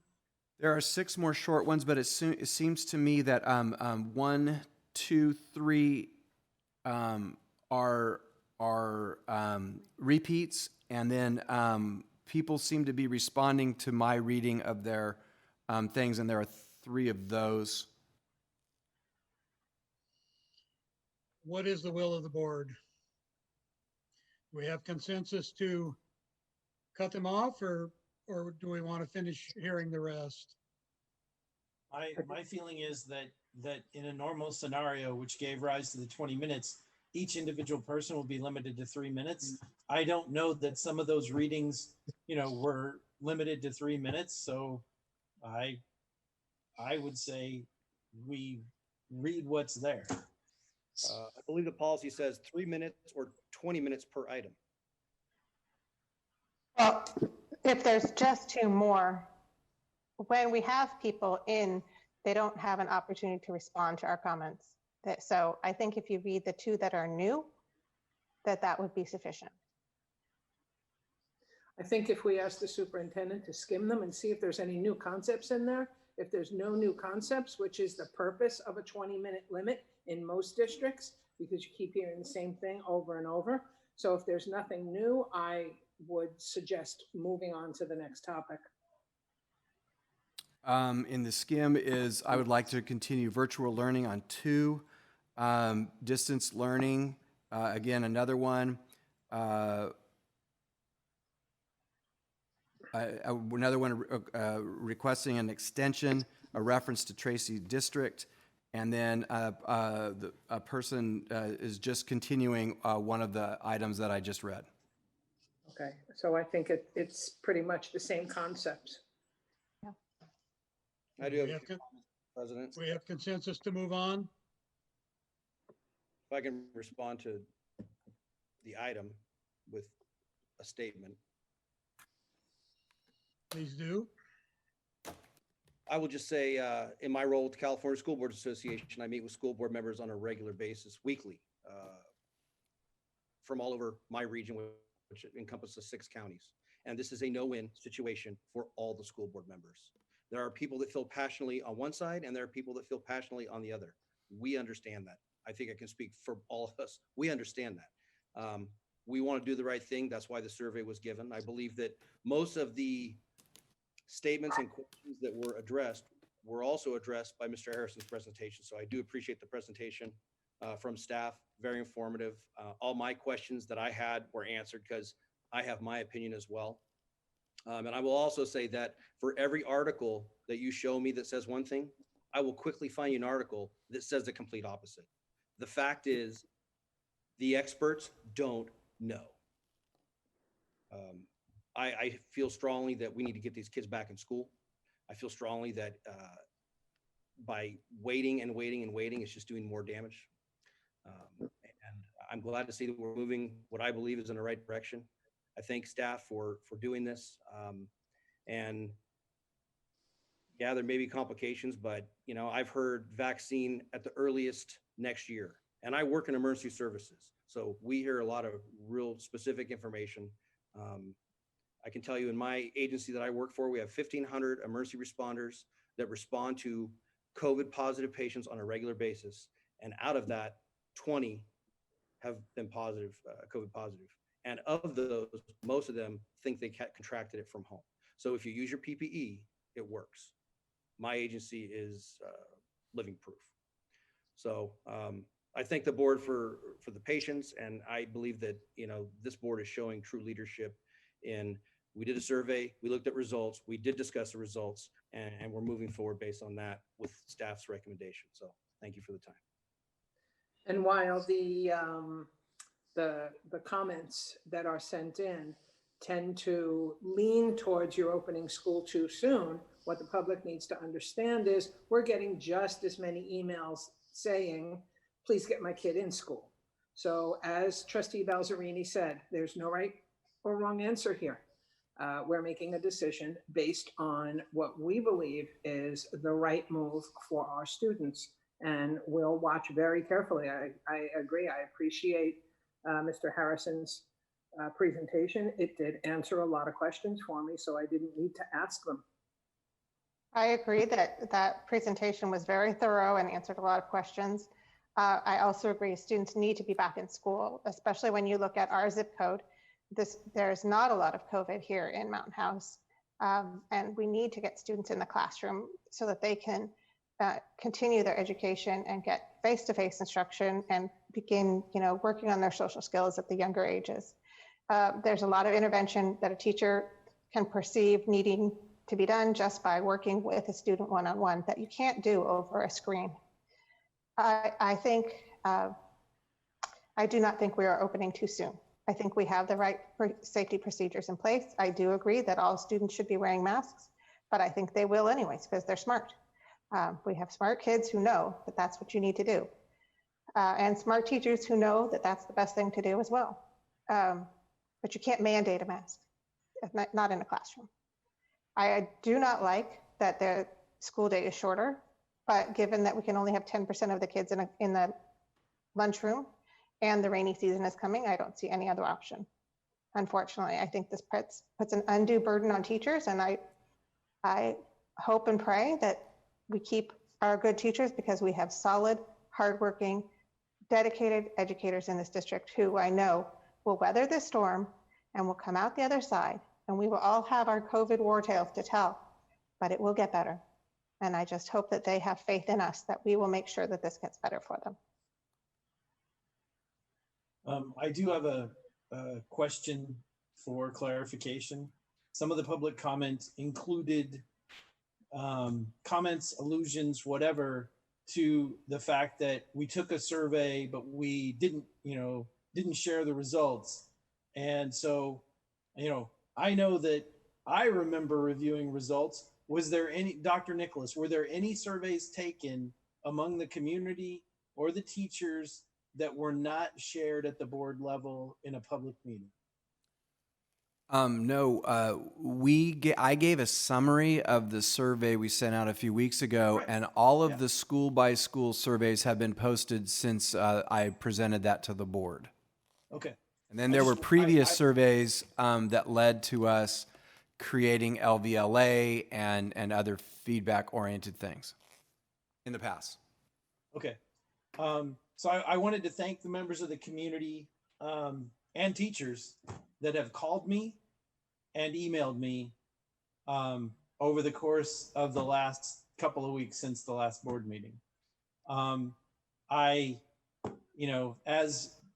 Trustee Lampel mentioned, it's a balance. But I can tell you, before we decided to go, to move forward with opening the class, I was getting more emails from people saying, why don't we have a plan? Why aren't we opening this this is harming my kids' education. So, as Trustee Balzerini pointed out, people don't agree. And we have to make the decision that we think is the best. And we coordinated very closely with the Department of Health, which is the body that, is the best experts that we have access to. And I, so I feel for, and I also wanted to mention that I've spoken to board members from 3 different districts that decided to push their live instruction out to January. And I'm not saying I talked to all of them, so I'm not saying all districts are this way, but the 3 that I managed to talk to, and Tracy is one of them, they didn't have an LVLA type option for their community. So they hadn't given their community that choice early on in the process to just stay virtual for the rest of the year. And so consequently, where we are getting a balance of emails from people saying we want to go live and we don't want to go live, they were getting a huge proportion of emails saying not to because they hadn't given that option. So I don't think that our district is comparable to those districts that made that decision because we offered the opportunity early on. And I get that there's a waiting list now, but they didn't have that option, at least the 3 that I spoke with. So it's a different scenario. So I want to thank the community for their comments. I read every single one and responded to most. And I support the direction the district is going. Thank you. And I would just like to state that although many of the public comments lean towards the side of we're opening too soon or not safely enough or so on, none of those people had the benefit of seeing the presentation that we saw earlier tonight, which I think would have answered a whole lot of questions and calmed a lot of concern over things that people may not have understood how the district was going to handle those things. I know there are problems with anything that we do. There are no perfect answers because it's a horrible situation, the COVID and what it's put us all in. But I think that we are making the best decisions for our staff and students, and we are taking it slowly. We're bringing back the students little by little so that staff and families have a chance to acclimate to on-site learning. I would also like to echo Trustee Clements in thanking all the people, all the stakeholders that have contacted me with their concerns. I also read and listened to all of them and responded to them. And I just would like to say thank you, everyone, for your trust and patience, and we're doing the best we can. Any further comments on that before we move to the next agenda item? All right, item B, in-person board meetings. Staff report? Yeah, this is just to say, again, at an open board meeting that the board made a decision to resume in-person board meetings on November 4th. So we will set that up with the partitions. I also want to remind or communicate to the community that we're still under space restrictions. So we would only be able to allow approximately 24 people in the building, in the room at a time.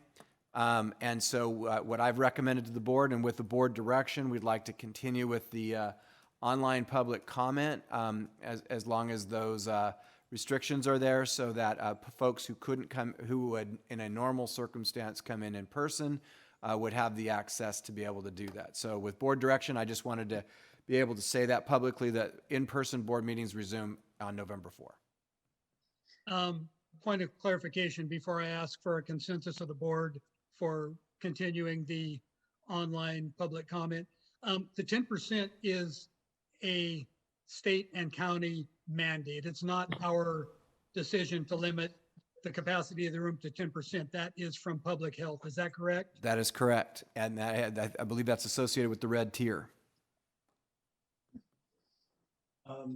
As a further clarification, the 10% is from the County Department of Health, and the classroom limits are also from the County Department of Health, right? Correct. So the County Department of Health draws a distinction between classroom activities, which is necessary for our kids, and going to the lunchroom and going to a boardroom, right? Correct. Okay. My recommendation would be that we encourage people to email and take advantage of the public comment electronically.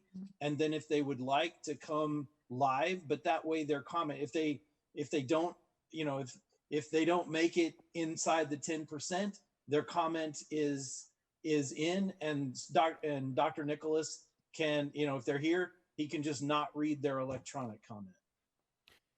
And again, we live stream all board meetings, so people will be able to watch them irrespective of in person or Absolutely. at home. I concur with Colin. And the last time we discussed this, staff was looking into the ability of board members to Zoom in if they were in a high-risk category. That is correct. And the answer is in the affirmative.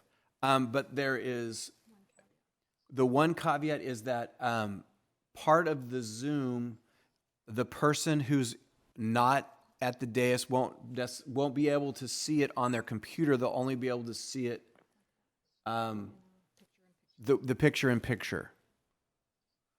So yes, we can do it. There's one little nuance that isn't great, and I could have Noel send out an email explanation better than what I just said. But basically, there's a picture-in-picture glitch, but we can pull it off.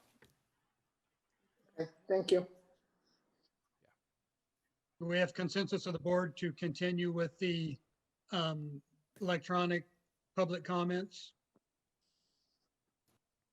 Yes, I concur. Yeah, Thanks. I'm wondering, you know, when we do action items or information items, like tonight, a few more comments came in. Now during public comment at the beginning, that's different. That's non-agendized items. But would somebody have the ability to call in and speak to the board if it came up during discussion? So if something came up during discussion? I believe the mandate is we have to provide an opportunity, and it's probably better to have them write it down than to set up a telephone. We already have 5 screens, 1, 2, 3, 4, 5 screens going here. It might be a little bit of an ask. The other thing I would, if I can, some of the public comments are people are putting some personal information out, and that's okay. That's someone's personal choice. But I do think that Trustee Balzerini brought up the 20-minute limit, the 3 minutes and such, but also people need to be clear that public comment is public. And we did do some outreach with some folks concerned that they might be saying more when they're writing it than they're thinking about it when a lot of people are watching. So another consideration. And just a point of clarification, that is monitored throughout the meeting. So if someone sends something in, you receive it and note it, correct? Correct. Okay. So in other words, there is no cutoff for public comment at 5 o'clock, 6 o'clock, 7 o'clock before the meeting. They can still come in as we're meeting. Correct. Up until the point I finish reading and we move on. Uh-huh. And All right. to Further questions? Go ahead.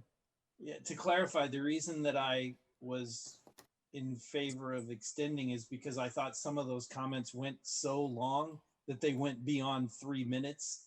And if we limited them to 3 minutes, then we would have gotten to more people.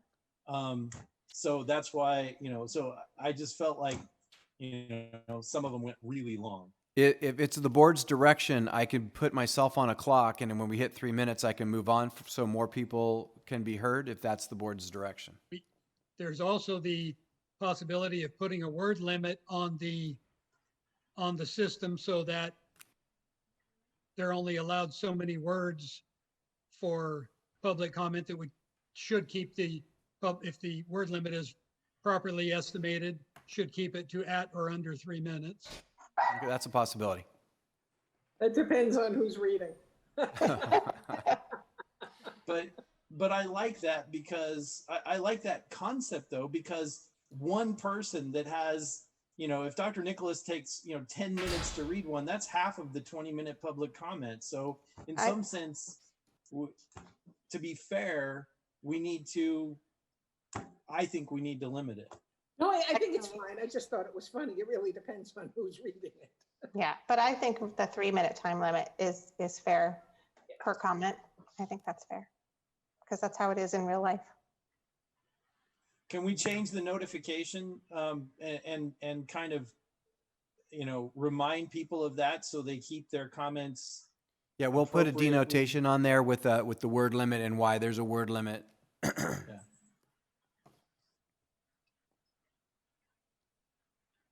Right? Further questions or comments on the item B, in-person board meetings?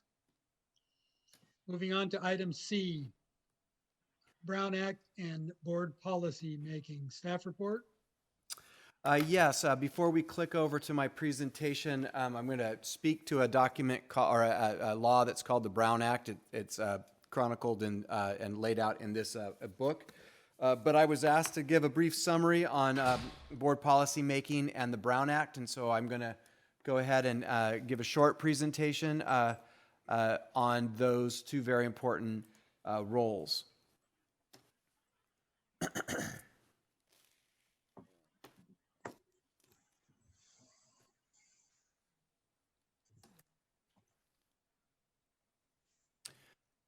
Okay, so the role of the Board of Trustees is very important in every individual community and every individual school district. But at its essence, the board maintains the governance standards of its school district by establishing rules and policies that govern the district. And I like this quote. It says, "The school board member responsibilities are not accompanied through sole members, but through the collection of these representatives on the community that comprise the board." There are 5 major duties that a school board is responsible for. They establish the visions and goals for the school district, and in our district that is expressed through the LCAP, the Local Control Accountability Plan, and the Learning Continuity Plan. Board members must be aware of the policies and laws and regulations that impact the work in the district, but they also oversee the implementation of those policies with the focus on improving work in the schools and work for the district. And with our board, we have a board policy committee who oversee and review board policies and board administrative regulations. And we also have board bylaws that were last year reviewed by the entire board. All BPs and ARs and bylaws are approved by the entire board.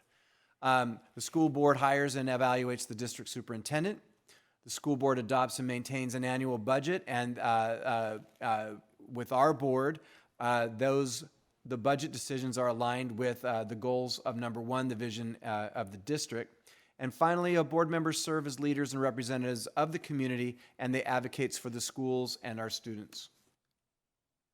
Now, there are rules of engagement that were established in 1953 when the Brown Act was passed, and it's associated with the California Government Code Section 54950. But at its essence, boards must conduct an open and public meeting with the exception of certain limited situations. So our board and all school boards, they hold regular board meetings, and that's associated with a board meeting calendar that's approved every May. We have special board meetings. Those are as needed, and they're very rare in this district. We have one formal board subcommittee, that's the Facilities Committee. And we have multiple board committees that are ad hoc or informal. And those include the District Advisory Committee, the District English Language Advisory Committee, the Education Committee, Policy Committee, Safety and Wellness Committees. So what are the meeting rules? In essence, they have to be open to the public. Agendas must be posted. A 72-hour notice on the posting for formal board business, which is the regular scheduled meetings and the board facility subcommittee meetings. Any special board meetings have a 24-hour notice, but again, special board meetings are as needed and very rare. The ad hoc or informal board committees are announced at the board meeting and are not required to have a posted agenda, but we also put them in the district calendar. And all the formal meetings, which are the regular board meetings, the special board meetings, and the formal subcommittee meetings, must include public comment. So what are the rules for board members' interaction? There's a number of categories here where there are exceptions to the rules because board members are limited in how they interact.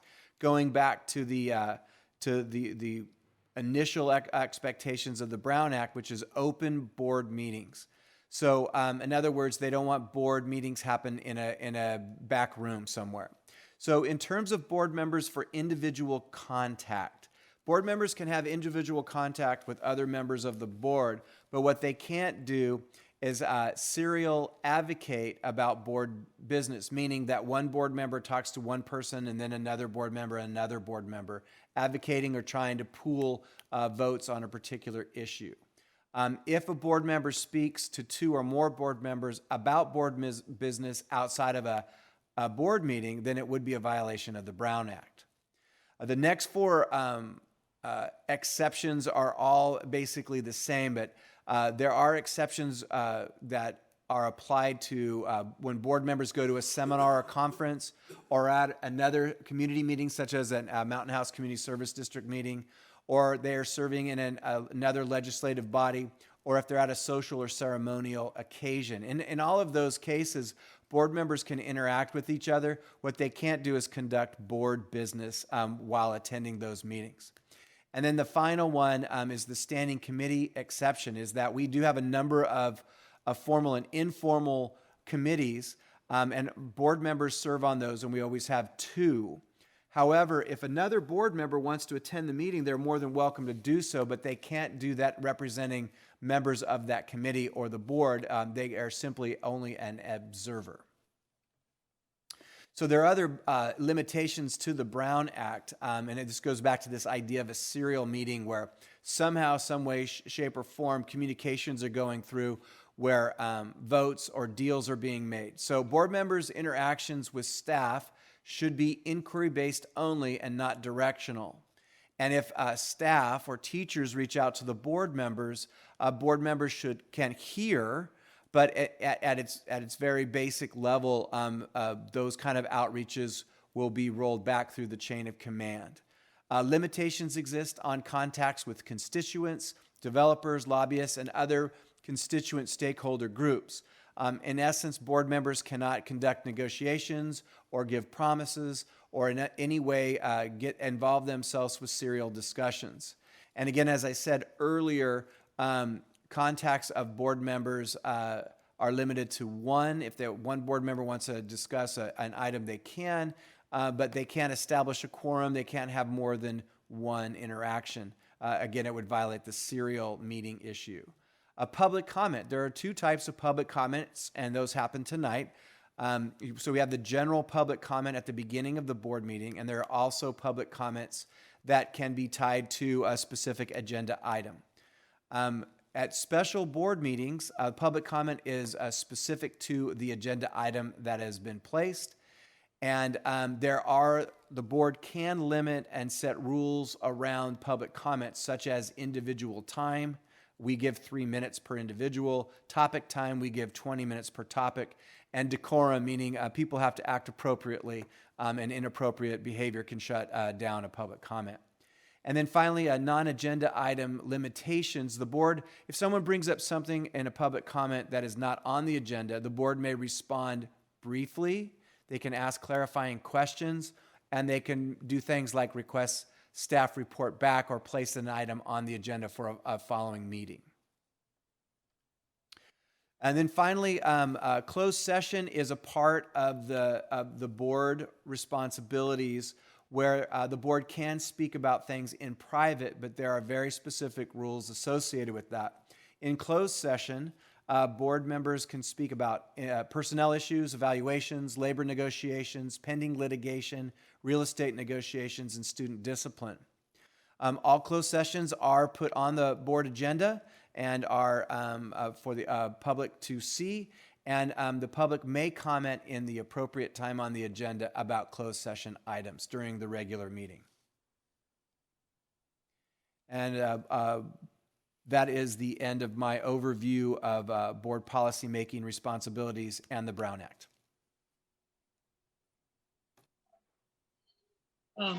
Just one point of clarification, if I may. As you explained through the Brown Act, board members are not allowed to discuss business other than the exceptions for closed session anywhere outside of a public meeting. So when we discuss things in a public meeting, that's, the public is allowed to and encouraged to listen to what we're discussing, hear what we're discussing, and know about what we are discussing. We don't discuss things like opening the schools back up or those sorts of things anywhere but in open session. So there are no secrets, there are no backroom deals, there are no negotiations going on between the board anywhere other than in open session. And that's part of the reason that I asked for this presentation, was that it seems to be a misconception in the public that we are making these decisions behind closed doors and then just throwing them out in open session as done deals, and that's not the case. Would anyone else like to make comments or questions about the Brown Act presentation? I would just like to piggyback on what you said, President Pombo, and that is that we see the agenda at the same time as the public and not before then. I will say that that was a great presentation. Thank you, Dr. Nicholas. And in one of the trainings I went to, I think they said it best, that this is a meeting of the board in public and not a public meeting. What we do is very formal and have to follow a process. We've adopted Robert's Rules of Order, and it's not for public to come and engage. That doesn't happen during our meetings. So I think that should be added as well. But thank you. Further questions or comments on the presentation? I would extend my colleagues' comments and point out to the public that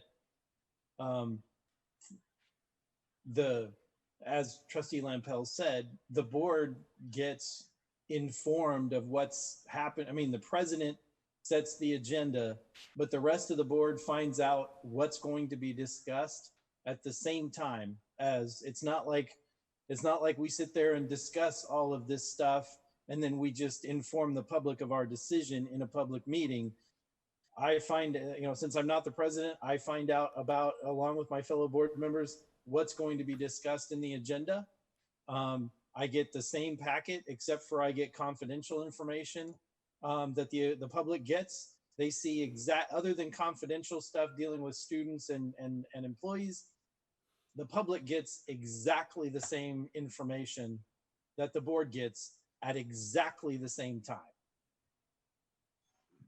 I'd just like to say, oh, sorry. Yes, go ahead. I just wanted to say thank you, because it was a very clear, well thought out presentation. It made it very clear what our duties are, and it was a good reminder for the public, I think, because sometimes what we do seems to be a mystery to them, I think. I would also like to point out that the agenda for every meeting is posted at every district building in a conspicuous place that anyone can see. Every school site, the district office, and so on has a posting of the agenda at least 72 hours in advance. Also, the district posted on their Facebook page, and I've taken it upon myself as board president to post it on numerous social media platforms that people in our district frequent. And so there's no secrets. It's out there, and we encourage people to see what's on the agenda, inform yourself about what's on the agenda, and if you have questions, ask us about what's on the agenda. Further questions or comments? Thank you all. Moving on to item D, English learner support. Staff report? Yeah, our Director of Student Services, Irene Busatil, is going to give a short presentation here in a second, but I did want to speak about, as we're talking about agenda items, about a year and a half ago, we brought forward to the board the idea of creating a student services department to deal with the social, emotional, attendance, discipline needs of students and their families. The board had the wisdom and foresight to create that department. Little did we know a pandemic was going to come along and really test test our mettle on that area. But I wanted to say to the board that we couldn't have picked a better person to run that department, and Irene Busatil. She's doing a fantastic job. And now she's going to give a presentation on our English learner support.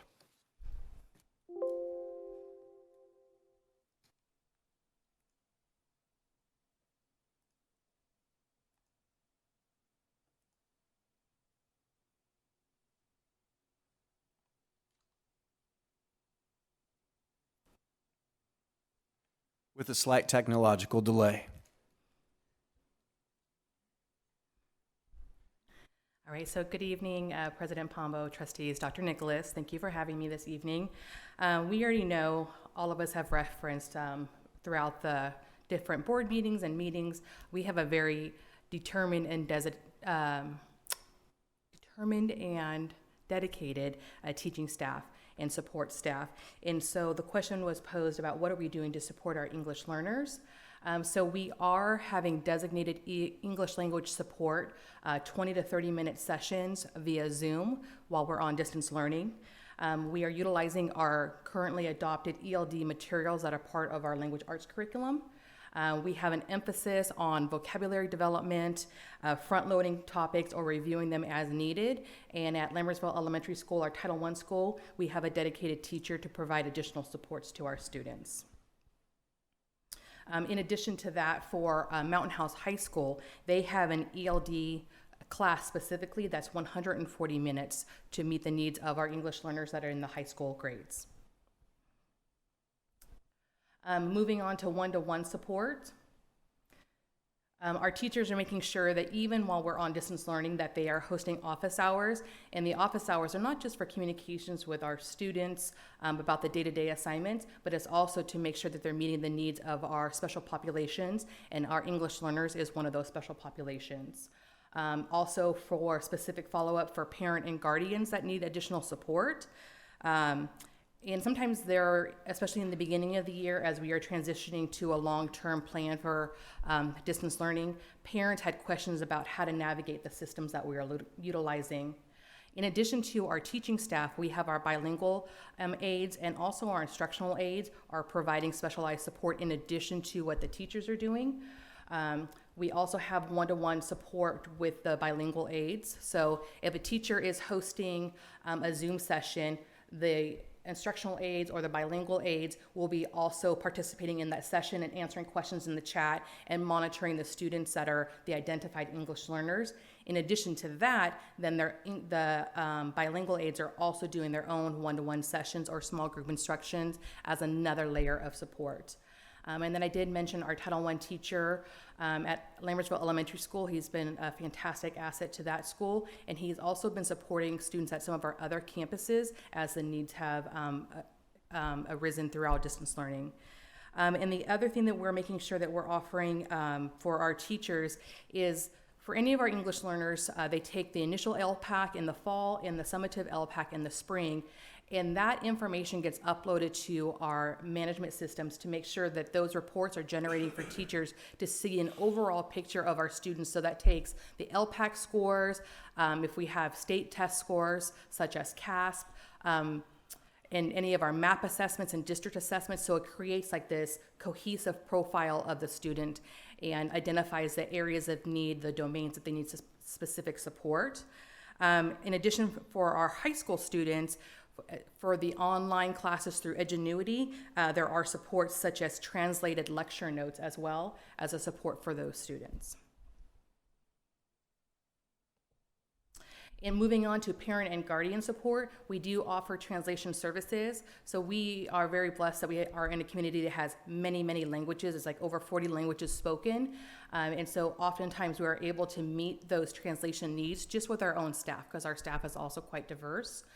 We have been providing additional technology support, such as internet access or how to access programs such as STMath, iRead, any of the programs like Canvas, Aries, to make sure that parents know how to support their students through the supervision of those platforms, how to access the tool, how to check grades, and provide the supportive reminders like, I see that you have a missing assignment, and reaching out to the teachers as needed. We've also been doing home visits, especially during distance learning by site administration and district administration. I myself have visited a number of families just to see what else we could provide for resources, what tools do they need, what resources. After our first DLAC meeting in August, I had a number of parents that stayed on. We had great attendance for a virtual DLAC meeting, so that was fantastic. And I did have some parents that stayed on after to ask very specific questions about their students, and we were able to provide specific resources to each one of those families based off of the requests that were made at that meeting and then in the subsequent follow-up phone calls as well. And so when I followed up with those families, it's probably about 3 weeks ago now, they were saying that they were still in a very positive place. They were thankful for the support and the resources, both with personnel time, but also the provided resources that were above and beyond our adopted curriculum and materials. And so that, in a nutshell, is the supports that we're providing for our students. Any questions?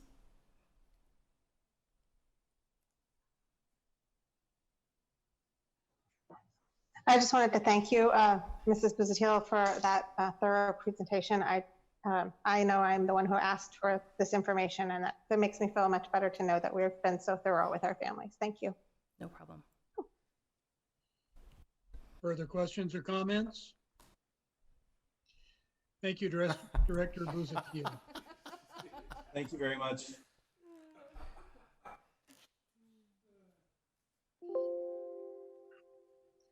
Moving on to item 12, calendar. On Thursday, October 22nd, there is a virtual DLAC meeting at 6:30.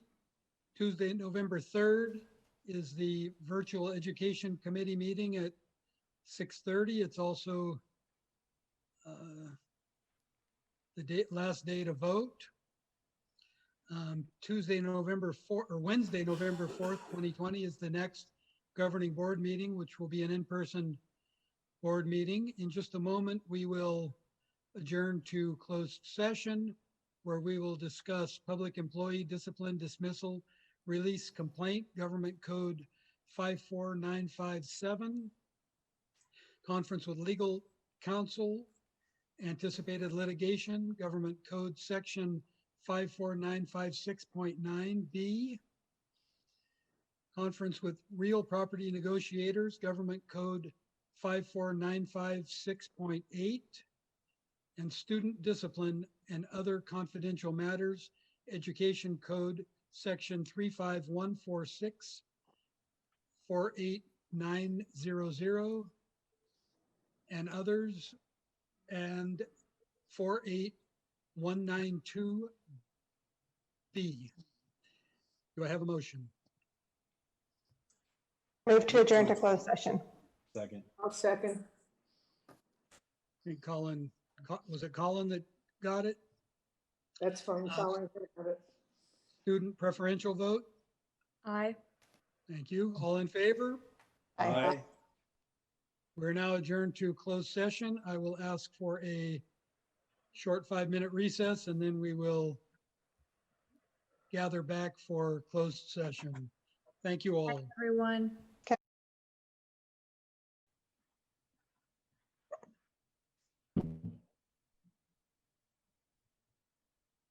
Ready? Yes. All right. Reporting out from closed session.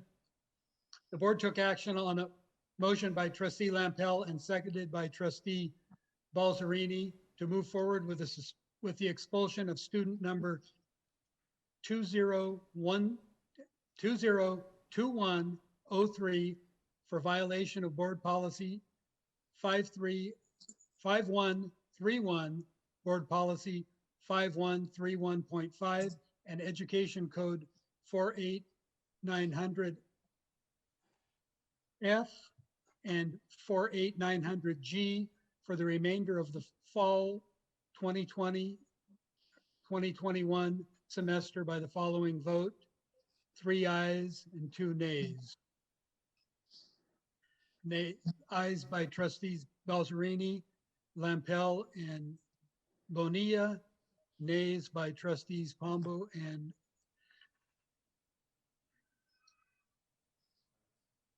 Clements. Sorry about that. Second, student expulsion, student 202104.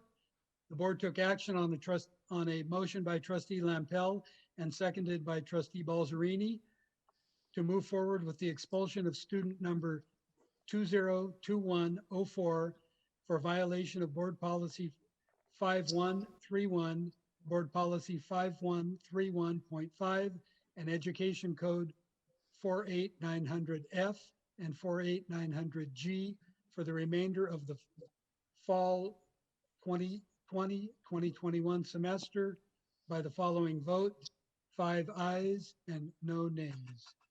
And that concludes action taken in closed session. I'll move for adjournment. Okay. Having a first and second, all in favor? Aye. We are now adjourned from open session. And we're done.